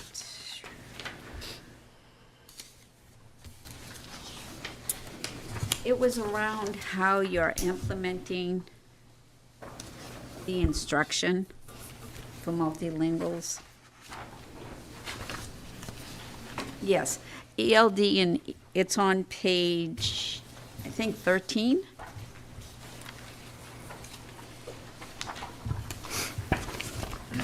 Okay, in order to strengthen the instructional core and ensuring both cultural and linguistic responsiveness, ELD and ESL align instruction with the ELA math, science, and SS. That was not being done K-2, but it is being done now. I'd like your opinion on that. So this is a work in progress. Right now, the K-2 maps, we're taking a deep dive as a leadership team and within the schools, and we're looking at the progress that our multilingual learners are making now. We're surveying teachers, we're surveying the leaders at the schools, and we're really trying to figure out what's going to make an impact. A lot of our educators are saying that they need more support in vocabulary building and writing. That's where our level 1s and 2s get stuck, and this is an active working progress. It is month 3, and we're actively collaborating on what the change is going to be. In grades 3 to 5, there has been some alignment to the MyView curriculum, and we're still working on what that's going to look like next year. Okay. And last year, we had a valedictorian from Lynn Tech graduate, and it touched all of our hearts when he said that he took this 100-question test, and when he first came into this country, and it wasn't that he didn't know the math, it was a math test. And it wasn't that he didn't know the math, it's just that he didn't have the language to read the actual questions that they were asking. And I really, really believe that with you at the top, we're gonna get a lot more valedictorians from the MLE department. What you're saying is that a lot of our multilingual learners come in with a lot of strengths, a lot of assets in literacy. They're not starting from zero. They're starting from whatever literacy they were exposed to in their homelands, in their countries. We're working at making that better represented in our schools so that they can have the scaffolds that they need so that we can support them. Thank you very much for your presentation. And I love Thank you. Member Pena. Thank you for the presentation. You know, I had a question, a couple of questions. On the flashlight, how do they access that? So through ClassLink, so it gets rostered into, the students have a data system that they dive into. They can just go right in, click ClassLink, and Flashlight 360 will be there for the students that, in the courses that we identified, we're going to be using the product. So this is something they can access also at home and not necessarily in the classroom? They can access activities, but right now, this is targeted In the- work that is being progress monitored, that is being, it's connected to elevation, so that we can see how the growth patterns go. Yeah. Thank you for the, you know, the data too. It's kind of frustrating and it's nerve-wracking to see our else, you know, underperforming like that. You know, and I'm glad you know, identify the areas that we need to really work on. And thank you for those grants to really help educators, you know, you said you're willing to pay for dual licensure. Have we done a survey with, let's just, have we done a survey with educators that ask, what can we do to motivate them to maybe get their license, dual licensure? You know, we hate to say, you know, use the language of a mandate or anything like that. We're not talking anything like that, right? But how can we motivate educators like, because this is a need. This is, you know, the numbers don't lie. This is a need, and we really need to, you know, work on that. Have you found out anything? So now that the funding is here, through collaboration with our deputies, our superintendent, Patty, and the union, maybe language can be drafted on incentivizing dual licensure for teachers. But making it, so right now, like at several schools, I have dually licensed teachers, and they run their own ELD. Yeah. And they're able to just plan for their whole day. They know where the resources are, and there is less planning that takes place, and it's a lot more aligned. But this has to be cohesive work. Yes. Where teachers want to do it, where teachers get incentivized to do this work, because it's not easy. No. When you have 26 level 1 and 2 students out of your 28. Very. Well, thank you for the data and kudos on the grants. Thank you for the presentation. I got Member Reed, Member Castellanos, and Member Dugan. Lauren, thank you so much. This was amazing. On my time in the school committee, this is the first time I think we had a real comprehensive, we talked so much about the L's, but a real comprehensive review of what's going on. This is truly awesome. Like I asked in my last line of questions, silly question, when we talk about made attainment, that's past, right? Yeah. And we talk about when we made progress for a student, is that just 1 point better, or is that a certain threshold when it comes to access testing? So when we say like 32% made progress, does that just mean they did a little bit better? Is there a certain threshold? Do we know? So in order to make attainment, a student needs 4.2 Right. overall and 3.9 in the literacy. Correct. Right? The made progress, that was 32% of the district. So last year, we were at 34%. So we dropped in the amount of progress that we made. Only 9% of our students, which equals about to a little over 600 students, were the students that made attainment. We're trying to work on increasing that number this year. Right. So I'm just curious, what does that made progress indicator mean? Does that just mean simply you did a little bit better than you did the year before? Making progress, each individual student that's tested on the access has individual targets that are set by DESI. Okay. And so for one kid, let's say Deputy Ruggiero, she may be a 2.1, her target is a 3.5. Gotcha. If she made a 3.2, she did not make progress. Although that student group, that's the way that DESI defines it. Deputy Cohen may have been a 2.1 and her target was a 3.0. She made 3.2. She made progress. Okay, okay. I still worked hard. It's really about, those students are still growing. And Yeah. you can see at the top right up Yeah. here, in blue, shows the percentage of our students that actually grew. Those students can grow but not meet their target as indicated by Right. DESI. Yeah. And so Not when we DESI's say target. making progress, 32% of our students met the target set by DESI. Got it. Thanks, that's super helpful. And this is just a comment. I know a few of my colleagues have asked for some data on the multilingual program, and I know you mentioned Amanda's gonna present some, so this might be even something for Amanda, but I think it would be really interesting to see how progress is coming about versus just traditional SEI versus is that data that we can get? Yes, and we're actively working on that. January, you'll see where we stand. Great, awesome. That's all I got. Thanks so much, Laura. Appreciate it again. Member Castellanos. Laura, thank you so much. Thank you to all you guys that worked to put this together. Very comprehensive, like Member Reed shared. I have a couple comments and maybe some clarifications. I need some clarifications around the enrollment piece, the multilingual learners enrollment. Every year we know it keeps going up.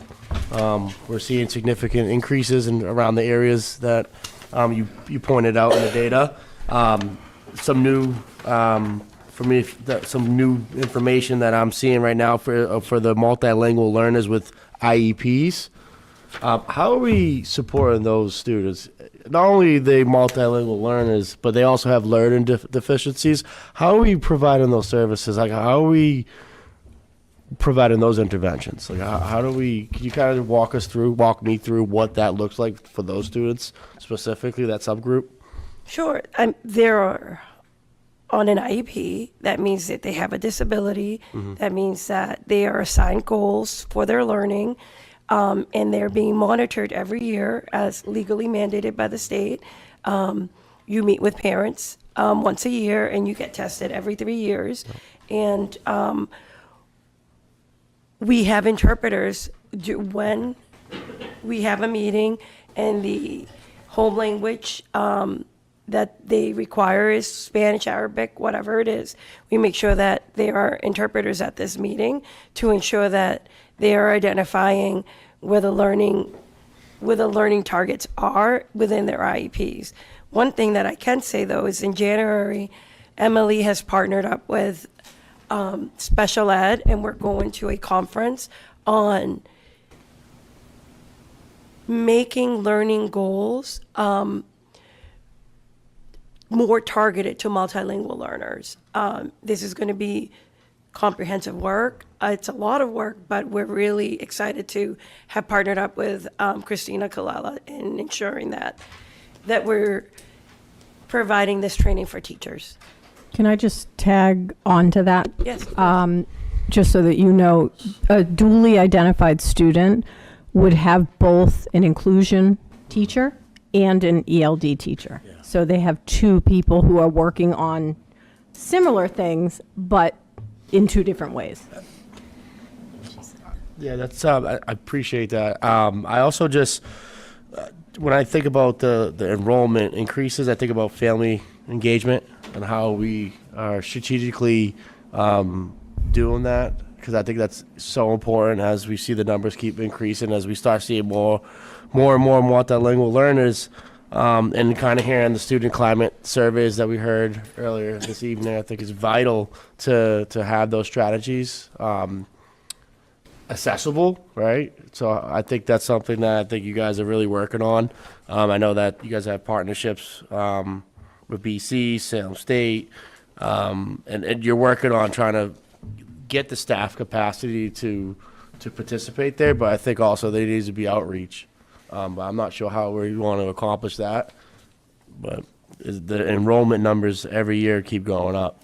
I can speak a little bit to the family engagement as an offshoot from the district strategic planning Yeah. work that we've been doing in our last steering committee. That was one of the partnership work groups that we had going with our community-based organizations and school leadership. So knowing that the culturally, linguistically relevant work that we need to do is embedded in all of the outreach that we do, that is something that we've already started. So I think that I hear your point about as we welcome more diverse families, how are we changing the way that we welcome people into our setting, and how is the setting changing, to Dr. Shorter's point about belonging in the school system and in our community. And so that is massive, because we do lack a family and engagement community, a family and community engagement plan, but that is some of the work that's embedded in the district strategic plan. The drops when you see elementary to middle school, like why is there a drop when I'm looking at the enrollment by grade?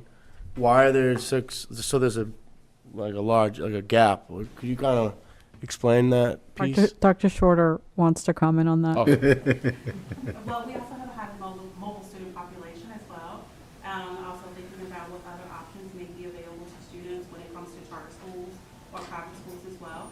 And so it's also a reflection of overall the nation of where we see declines or inclines in student enrollment, and thinking about, quite frankly, generally across the nation, not specific to Lynn, but the students to prison pipeline starts at the 3rd grade. And you'll see students start to trickle off in some of those different, from a charter school expansion to the prison to student pipeline to the mobility of our families.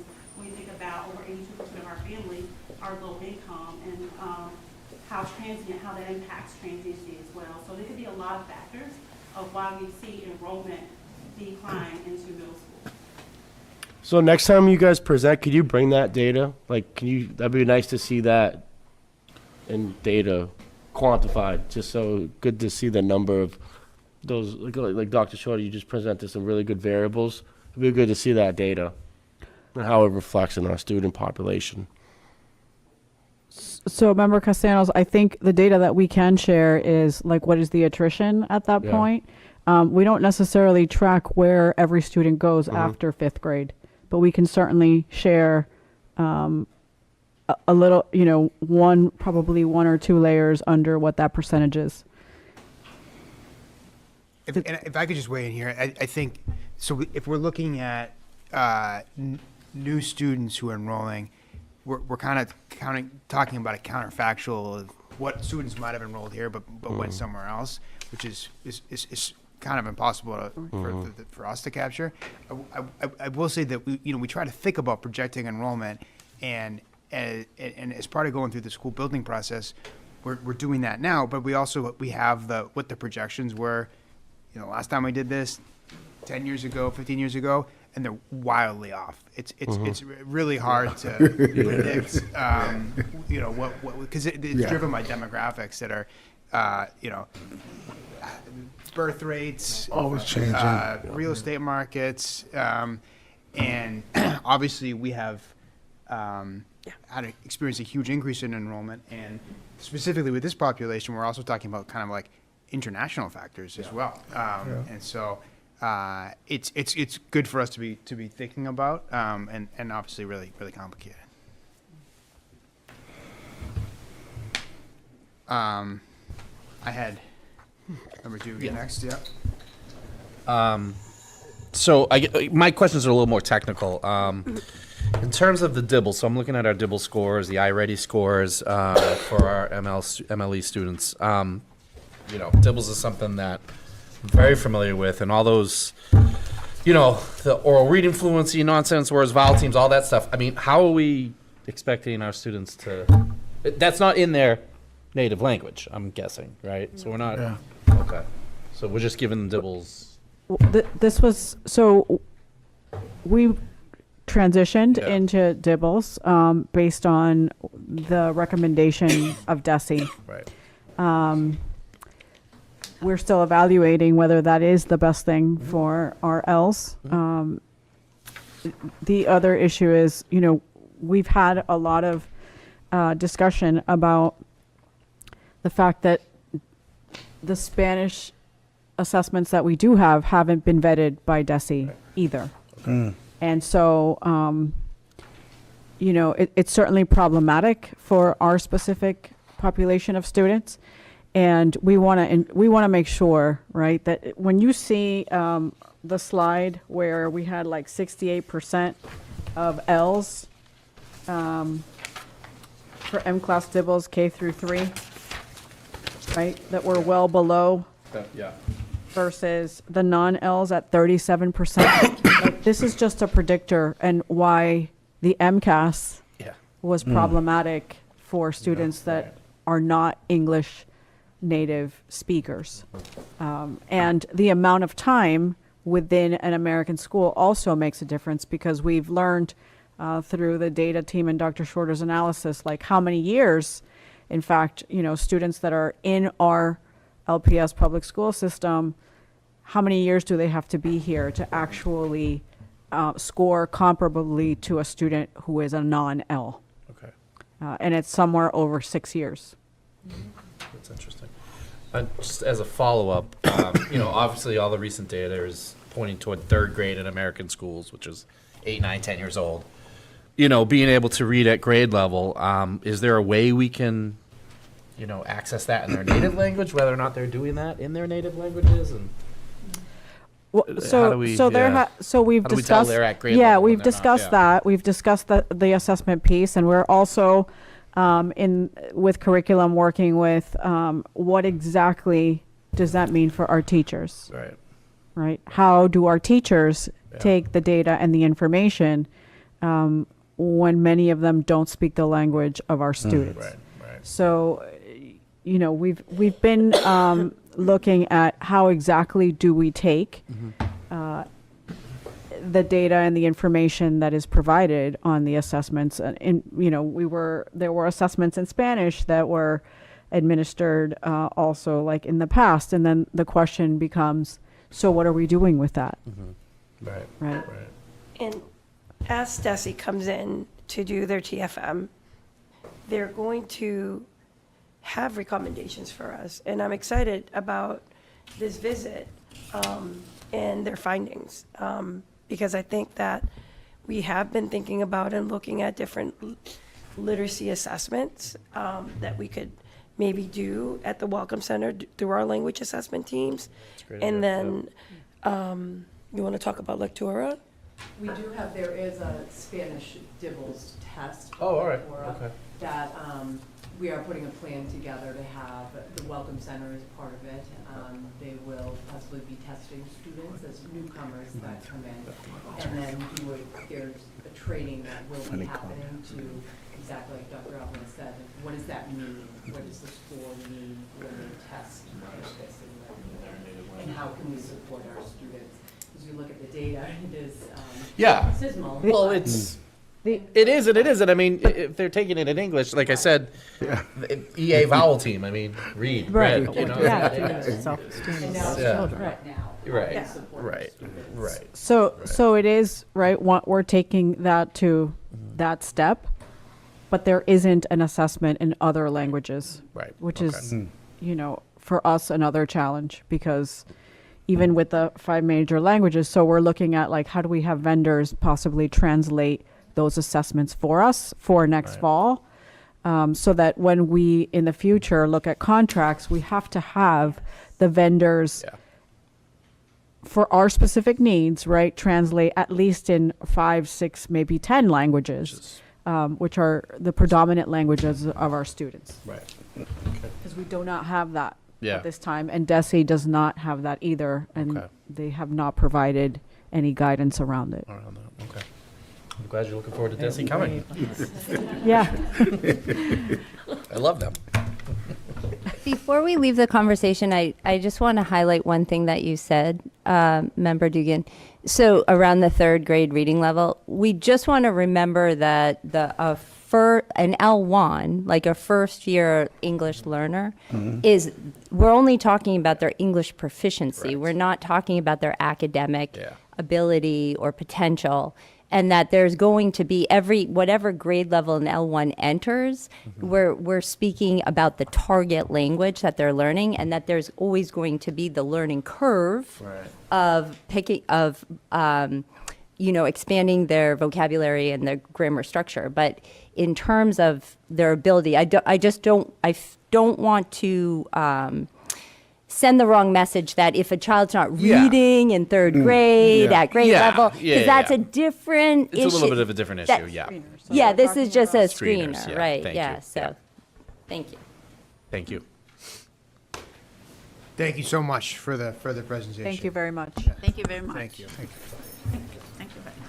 I wonder if, at the evaluation Next is a test, student cabinet do they evaluate representative their education level? problem of I practice. wonder if Yes, so they evaluate their education level. And then know where to place them. our next presentation, actually, if students, if you My boy Elon. would join us. Hey.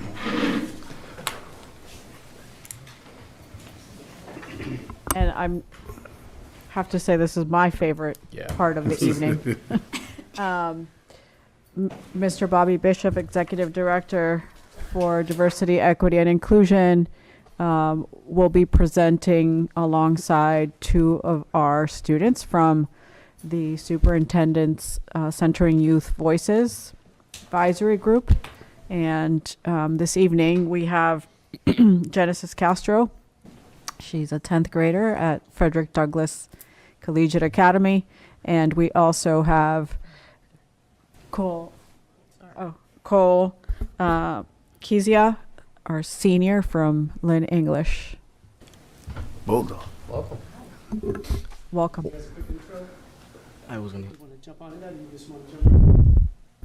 No, please introduce yourselves. Yes. Well, I want to start off by thanking you all for having us here. I want to thank Dr. Alvarez, Mayor Nicholson, Member Gately, Member Castellanos, Representative-elect Reed, Member Pena, and Member Dugan. Thank you for having us. My name is Cole Kiza. I'm a senior at English High School, and we're part of the Centering Youth Voices Advisory Group, like you said.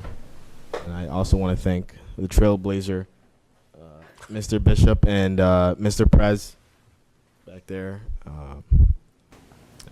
Yeah, that's it. He basically said it all.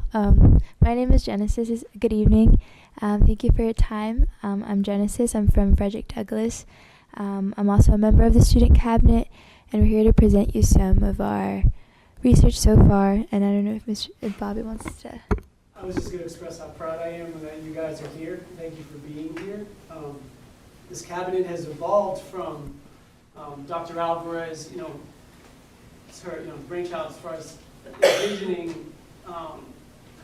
envisioning what a space like this would look like, and these students have genuinely made it what it is. And every time we meet, we just had our October meeting, and just seeing the evolution of the process has been really humbling. And these students have sitting just squarely in front of you saying, hey, this is our table too, and we're going to take ownership of this, and with that comes sacrifice. They're here, they're here on a Thursday night to do this. So I just wanted to express my gratitude. I express my gratitude to Mr. Prez also for being so dedicated as one of their mentors. They all go above and beyond. So I'm excited for this.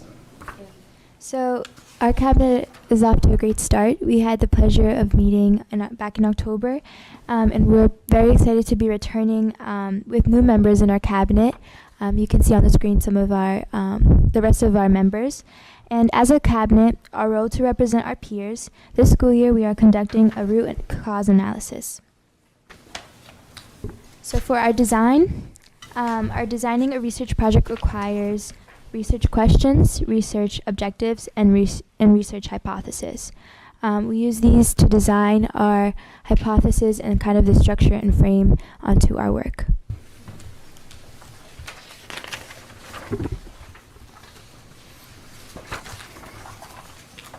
It is important to note that research can be designed utilizing a qualitative approach, a quantitative approach, or a mixed method approach. Once the design is developed, the methods of data collection are then decided and implemented. So moving on to our data. The 2023 data from DESI indicates that in Lynn, 72.1% of Hispanic or Latinx students and 50.9% of English learner students graduated with a 4-year degree. It also indicates 18.7% of Hispanic students and 36.6% of English learner students dropped out of school. Please note the 4-year adjusted cohort graduation rate accounts for transfers in and out after 9th grade.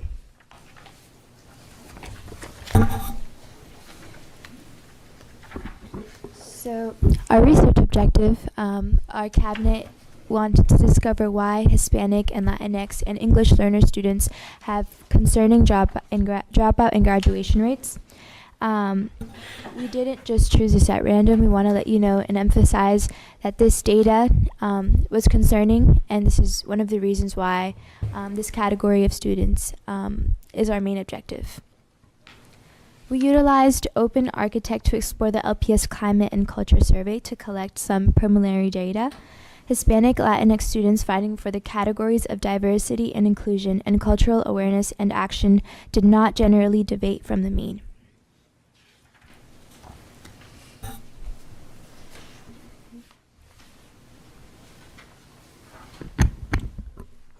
So this chart here shows that the school belonging for Hispanic students also did not generally deviate from the mean. This is based on the survey as well. English learner responses generally landed above the mean in the category of school belonging, so they felt they belonged more on average than the other students. English learner responses generally landed above the mean regarding cultural awareness and action, but in the green you can see that the English learners' responses were generally below the mean in the category of diversity and inclusion.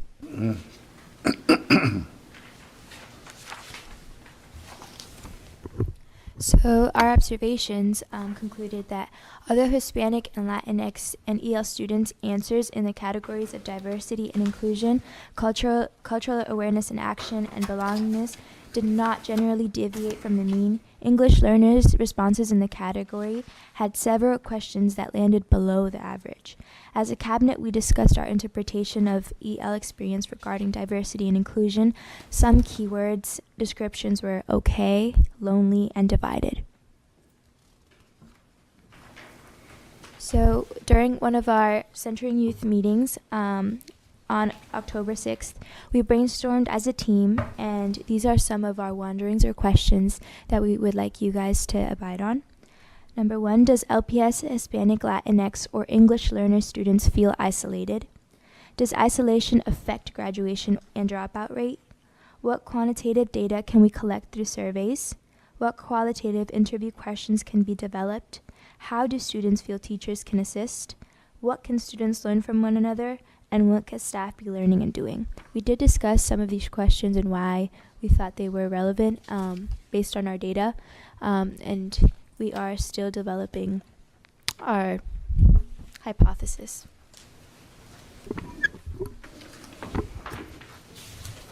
So our initial research question: is social isolation a factor regarding graduation and dropout rates for Hispanic/Latinx and English learner students in Lynn Public Schools? Our hypothesis is to be determined as a group,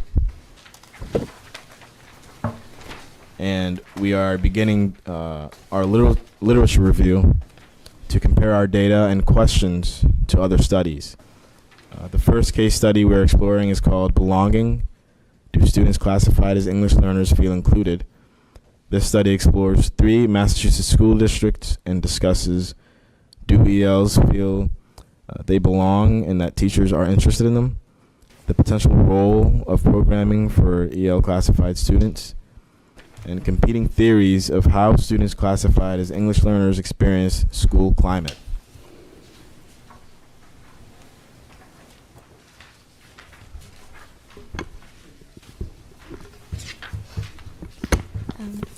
conclude, we look forward to providing an update as we get to work. I do want to add that our cabinet has been working very hard.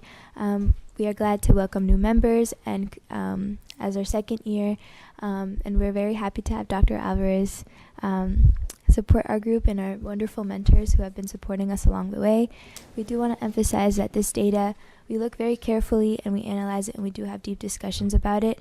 And every single piece of research and brainstorm is carefully thought out and well researched. And we thank you for your time. Thank you. Thank you.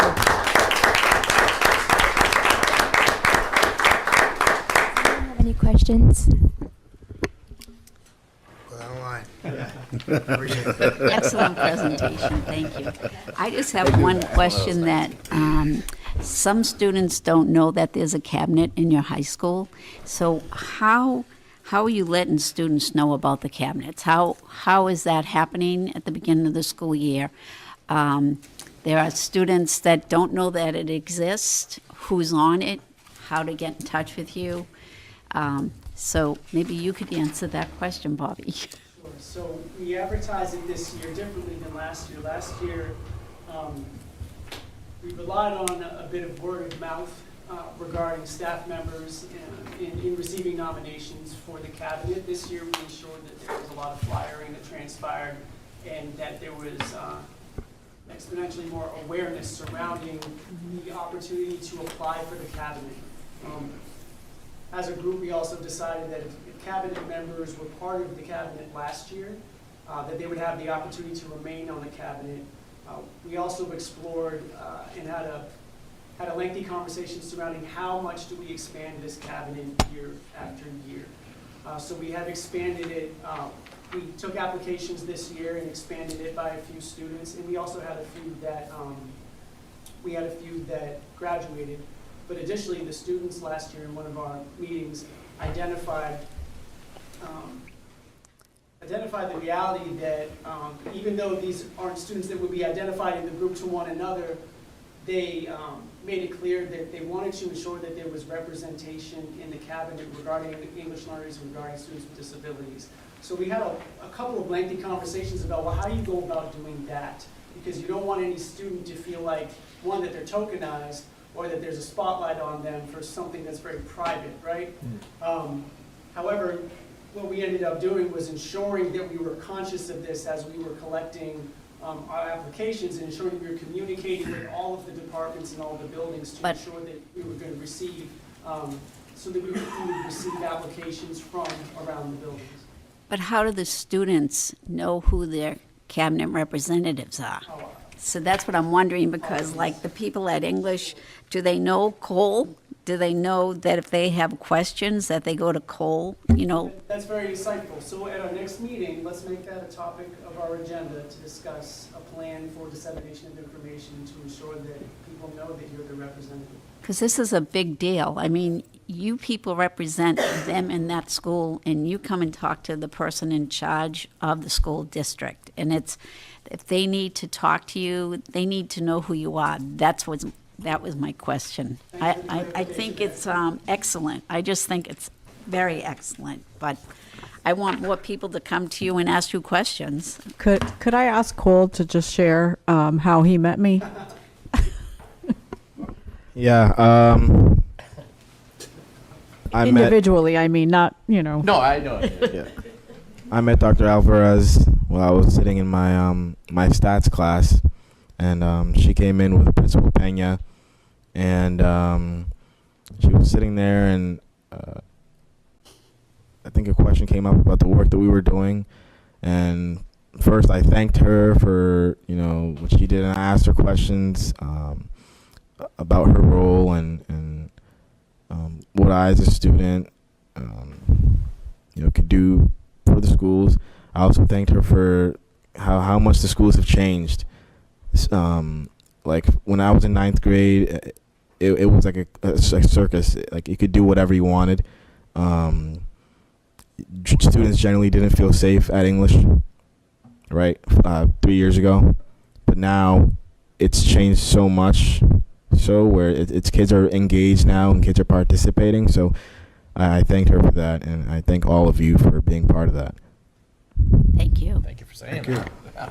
But he specifically asked me for this application. That's where we were going with this, but yes. Thank you for sharing that, Cole. But he specifically said, where do I find this application?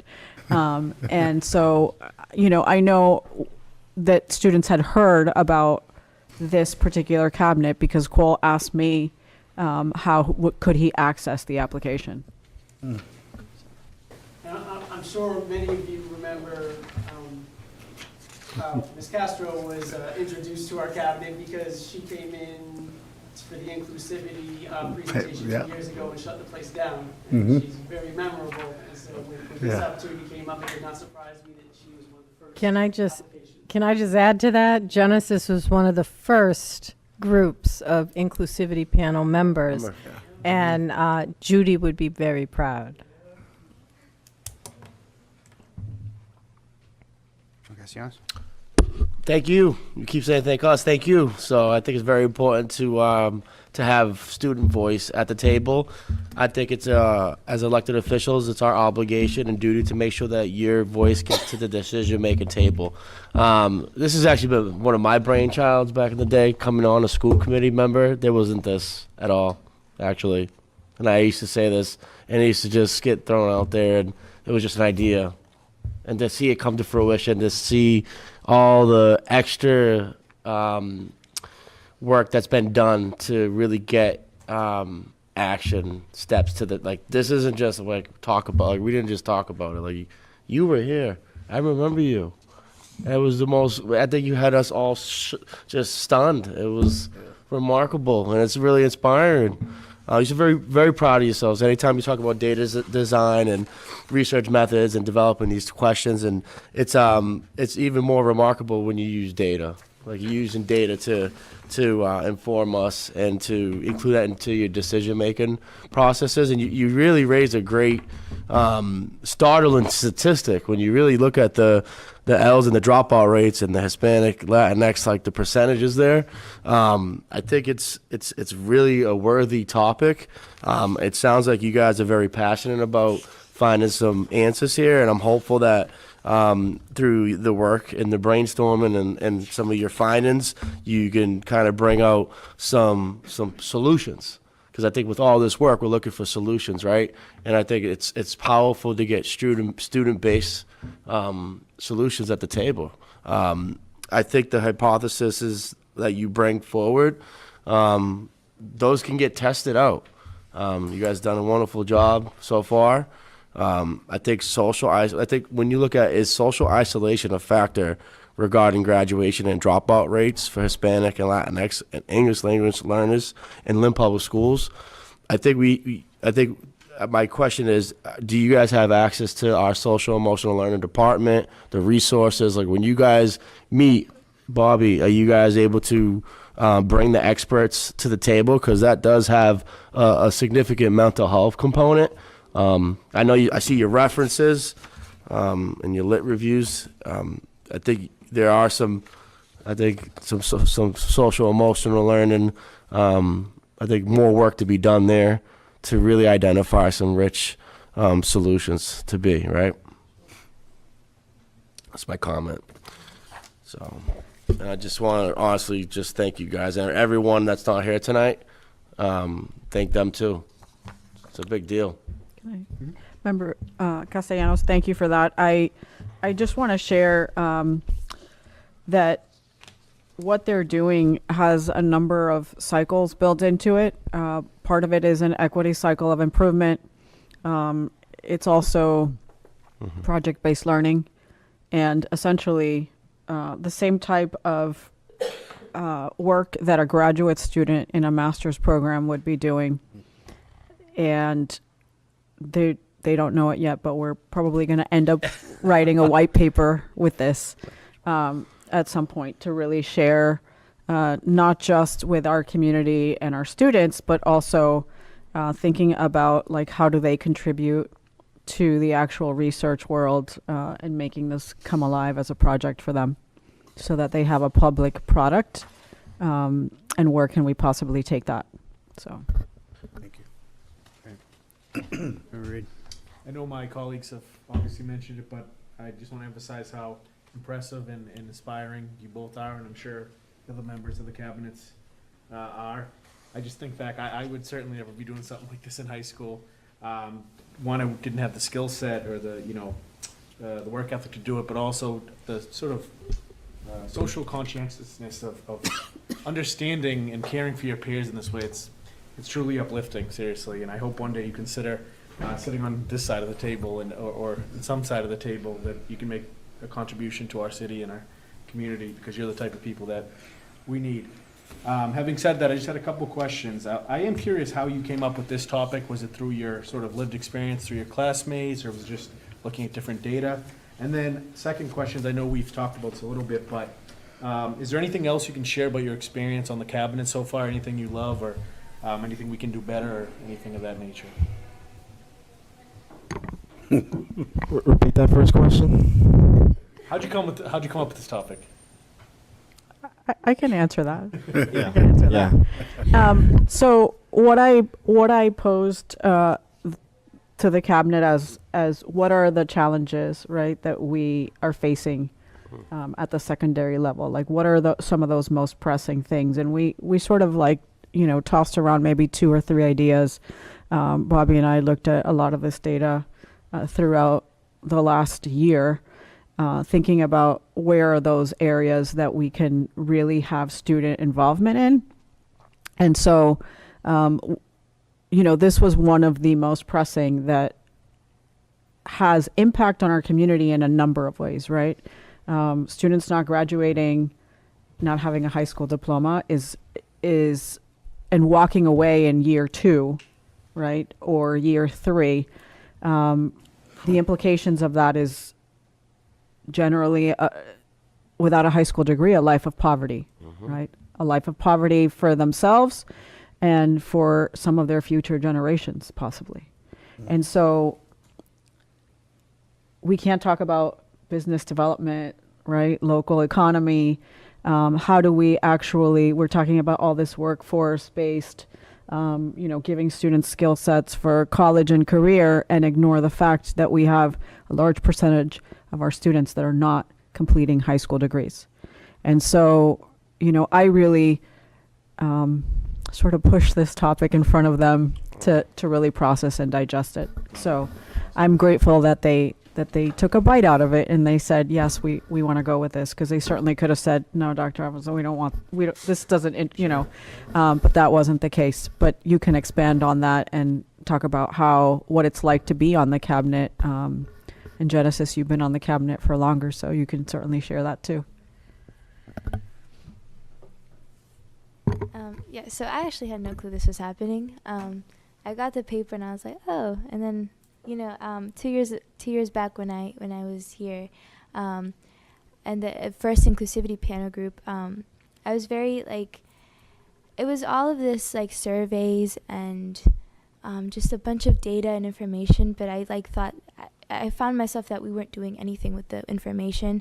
I feel like we would just fall into a cycle of just endless data and surveys and of the same things, and then when this opportunity came up, I'm really grateful for the opportunity Dr. Alvarez has given us to actually step up and give our voice, and also speak up for our peers and our friends, to be able to just step up and say yes, this is an issue, how can we solve it, and to have somebody so influential to be able to bring that to the table. The cabinet has been amazing. Every single person on it is just very special and incredible people. The cabinet has definitely done a great job in the diversity aspect of not forcing it to be how it's supposed to be, if you understand, but also just having that come naturally and having that willingness to come and have your arms open in service. The cabinet has been an amazing opportunity to learn from each other, to learn what's been happening around for our schools, and to be able to bring that back to school, especially since I'm at a new program. It's very influential to be starting from the building blocks, starting from the bottom, to see how we can not repeat the same mistakes. The cabinet's been amazing. I'm very grateful for it. You want to? Yeah, this is one of my first events on the cabinet. What I will say is the first event on the cabinet, I think, was the Red Sox game. So that was the first one I went to. It was a field trip. So that was fun. So I can say that starting off, it's fun. That's what I know right now. Thank you. Hey, thank you. Thank you both so much. So, my field trips are 12-hour field trips. Yeah, we had a great day at the Red Sox game. We had a lot of discussion about the history of the Red Sox, the integration of baseball, what that looks like, and so grateful for where they are in terms of diversity now, and how they celebrate diversity, and what lessons are to be learned from that, right? So, there were. Yeah, Member Pena. Yeah. Thank you for the presentation. Thank you, everyone involved. The cabinet, the board, and I really admire your leadership and your initiative.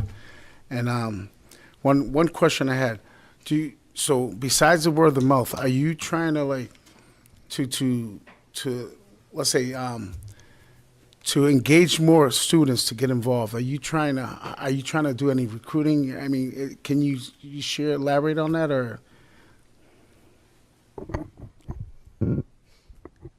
By recruiting, you mean adding more members onto the cabinet? And how does that look like? What are you doing to get more students involved? Go ahead. So I remember, I don't know if you were there for the discussion, but I remember that one of our last meetings at in person, we talked, like Mr. Bishop was saying, we talked about how the recruiting was going to work, about people staying, about how they're going to be recruited. Like Mr. Bishop said, the schools are open to looking around for the students who are willing to give that service, and to spreading the word. I don't know about English or the bigger schools, but at Frederick Douglass, anytime I get dismissed to go to a cabinet, they're like, Genesis, tell Dr. Alvarez about the food. So it's a thing where I tell them, hey, this is happening. Do you guys have any feedback? But for the recruitment, we try to be, from what I've heard, we try to be as open with applications. And we paid a lot of mind to it, and also about the people who are willing to continue, the people who are willing to come and join us. So it's a good experience. I don't know if you want to add anything. Yeah, sure. I'll add one more thing. What I do know is that guidance counselors at my school sent out mailers to all students, telling them about this. So the applications were open for all. They were very conscientious about this. They demanded it, actually. Said this would be ironic if we're going to do a cabinet. We say that there's fair representation, and we're not actually fairly represented. So the students held us accountable to make sure we did that. Wow. What I will say is that the students that sat last year didn't give up seats, because we gave them the option, right? Yeah. They didn't give up seats. So the open seats were really the seniors that graduated, which so we have continuity, but we also we have new members, and then we added one seat that we didn't have last year. Wow. So we're actually up to 11 now. Well, so I'm floored. You guys are amazing. I'm inspired by you. I hope you one day want to come back and give back, to the district. I can see you as a teacher right now. I can see you. See both of you. But you're an inspiration, man. I really admire the work you're doing, and thank you so much. I was hoping one of them would run for president, actually. That's what I'm thinking too. Denise. Yeah, I mean, everything's been said. I mean, Cole and Genesis, that was amazing. Just how articulate you guys are, and how passionate you are about this topic, and your peers, and helping them out is really inspiring to me. Cole, you mentioned the turnaround at Lynn English, and we didn't mention Dr. Pena. I think Dr. Pena is such a huge part of that. So make sure you thank him tomorrow because he's a great guy. And Every day. Yeah, he's a great guy, and you know, obviously Dr. Alvarez put him there, but he's a huge part of that. But you know, what else can I say? My colleagues have said it all, and it's just you guys are very inspiring. And I think I've said this to you before, Genesis. We're keeping these seats warm for you, so step up when it's time. Mayor, I just want to add one more comment. And just echo what Member Dugan talked about the turnaround, but I do want you to know that, you should take credit to that. The students were involved, everyone involved, that even the students had something to do with the turnaround. So your engagement in the school and that the whole effort goes to everyone in there. Parents, the students, the administration, like you guys done an amazing job at that school. Great school. I just want to thank you both for being here this evening, for your words, not just to the school committee, but to everyone that's listening this evening. You're truly remarkable students, and I know you will continue to represent all students extremely well. And we will see each other very soon because we have a meeting coming up, and we're going to keep working on this until we come up with some viable solutions. So, thank you. Yeah, thank you so much for being here. We really appreciate it. This was amazing, and we appreciate all the work. And let's stay in touch. Thank you. All right. Thank you. With all the tutoring, with open architects. Yeah. Mm-hmm. It's awesome. Yeah. All right. That was excellent. And now we move into field trip requests. It's LBTI cosmetology students to the International Beauty Show, Jacob Javits Center in New York on March 25th. The request is to approve the field trip for Lynn Tech cosmetology students to attend the International Beauty Show at the Jacob Javits Center in New York on March 25th of 2025. So moved. For a second? Second. All in favor? Aye. Opposed? Ayes have it. Next, we have a donation for Tracy Elementary for 2 Gaga pits. Yes, the recommendation is to accept a donation of 2 Gaga pits, approximately a value of $2,700 for Tracy Elementary School. So moved. Second. All in favor? Aye. Opposed? Ayes have it. Next, we have a request to transfer funds from salary to non-salary to provide services to special education students for vision, hearing, and speech therapy. The recommendation is for the school committee to approve this transfer of funds for special education salary accounts to the special education contract services non-salary account to provide services to our special needs students. There was a resignation of 1 speech language pathologist and 1 language pathologist assistant. Special education will not have enough staff to provide required services to students, so we will need to hire outside contractors to provide these services. I am recommending that this transfer be allowed. We encountered this issue earlier in the year. The recommended motion, however, I do want to note is $100,700. There is a typo of 10 there. So I just want to make sure that we correct that for the record.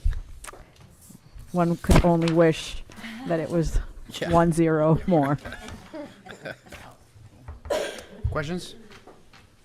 Is there a motion? I make a motion to transfer the funds from salary to non-salary, provide services to special education students. Second. In the amount of $101,700. All right. Roll call, please. You got crazy with the zeros. Strike that 0. I'll do that in my checkbook, Kevin. We had a motion made and seconded? Yep. That's okay. I wasn't sure. Yes. Yes. Member Gately? Yes. Member Pena? Yes. Member Reed? Yes. Member Satterwhite, absent. Mayor Nicholson? Yes. Member Gately, were there any votes taken in the Building and Grounds Subcommittee? Yes, there was a vote taken to Motion to accept the infrastructure proposal at Ingalls School Farm. Is there a second? Second? Roll call, please. Member Castellanos? Yes. Member Dugan? Yes. Member Gately? Yes. Member Pena? Yes. Member Reed? Yes. Member Satterwhite, absent. Mayor Nicholson? Yes. And there was a motion made to rename the LVTI machine shop to the Ronald Arthur Beckett Machining Center. Second? Second. Roll call, please. Member Castellanos? Yes. Member Dugan? Yes. Member Gately? Yes. Member Pena? Yes. Member Reed? Yes. Member Satterwhite, absent. Mayor Nicholson? Yes. Member Dugan? Yes, so we had two changes to some policies that we're hoping to get approved. The first one is GBEA, Staff Ethics and Conflict of Interest. So we voted to approve some of those changes. Second. Roll call, please. Castellanos? Yes. Member Dugan? Yes. Member Gately? Yes. Member Pena? Yes. Member Reed? Yes. Member Satterwhite, absent. Mayor Nicholson? Yes. And then the second policy we put forward would be GBEB, which is staff conduct. Again, just some changes to that policy. Is there a second? Second. Member Castellanos? Yes. Member Dugan? Yes. Member Gately? Yes. Member Pena? Yes. Member Reed? Member Satterwhite, absent. Mayor Nicholson? Yes. Final item is a Rosetta Stone update and recognition. Yes, so we just wanted to give you a brief update.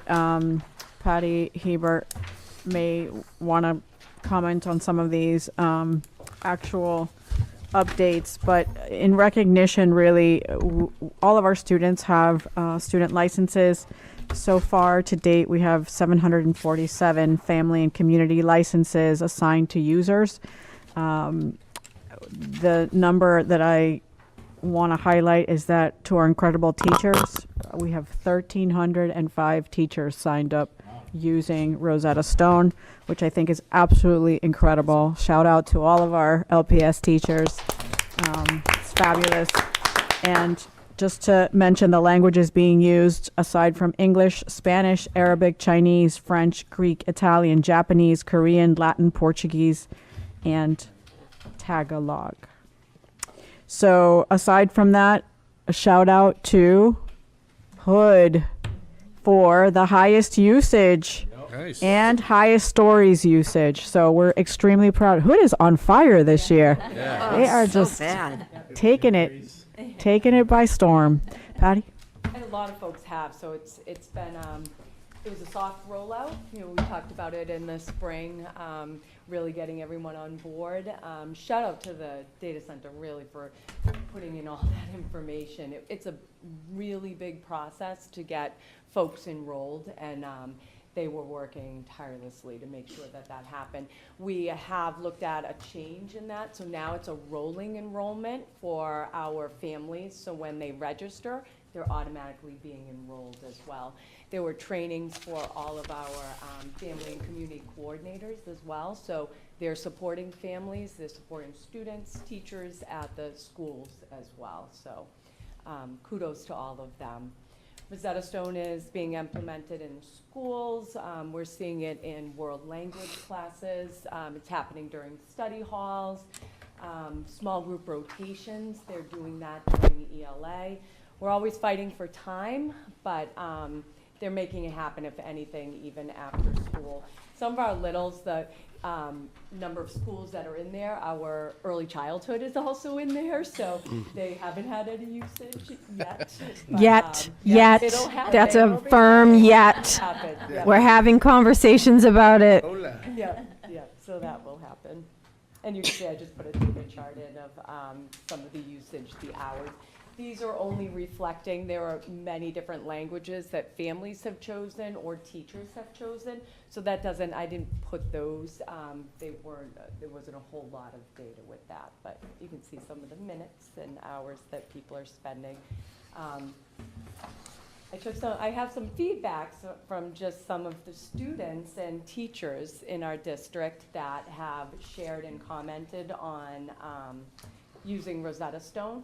One was Mr. Gary Matthews, he's a teacher at LVTI. He said, I really enjoy Rosetta Stone. I use it almost every day. It's changed the way I approach language acquisition and informed my teaching.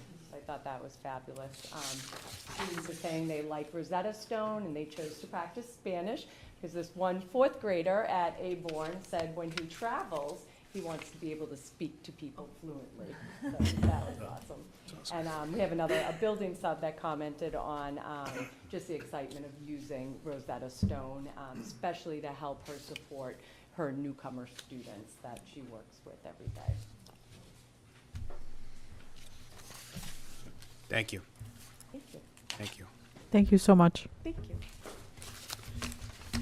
Motion to Seeing no further items on the agenda. Motion to adjourn. Second, all in favor? Aye. Thank you very much. I made the motion. That was quick. Make sure you read this. Oh.